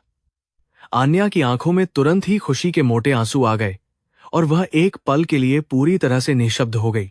आन्या ने बिना एक भी सेकंड की देरी किए हुए बहुत ही जोर से अपना सिर हाँ में हिलाया और आर्यन को अपने दोनों हाथों से उठाकर बहुत ही मजबूती और गहरे प्यार के साथ अपने गले से लगा लिया। रेस्तरां में मौजूद सभी लोगों ने उनके इस बहुत ही खूबसूरत और भावुक मिलन को देखकर उनके लिए जोर जोर से तालियां बजानी शुरू कर दी और उन्हें उनके इस नए जीवन के लिए बहुत सारी बधाइयां दी।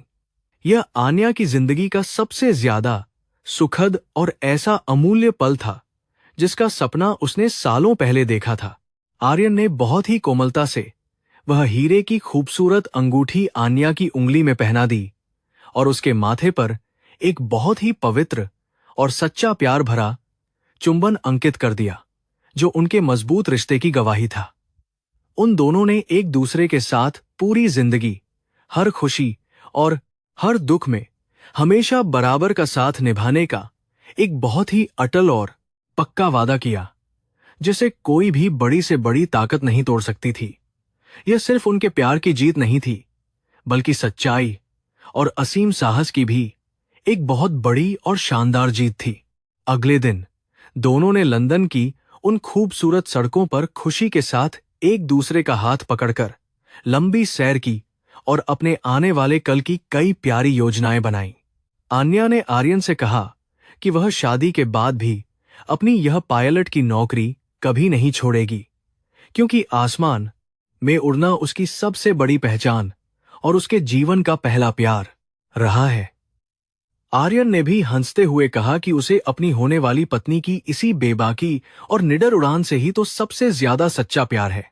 उनकी यह कहानी अब देश की हर युवा लड़की के लिए एक बहुत शानदार मिसाल बन चुकी थी, जो डर के कारण अपने सपनों को छोड़ने के लिए मजबूर हो जाती है।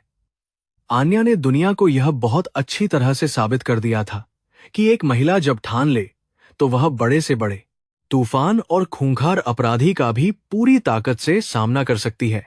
सच्चाई की ताकत के आगे हर घमंड और हर साजिश को हमेशा टूटना ही पड़ता है और बुराई की हार निश्चित होती है।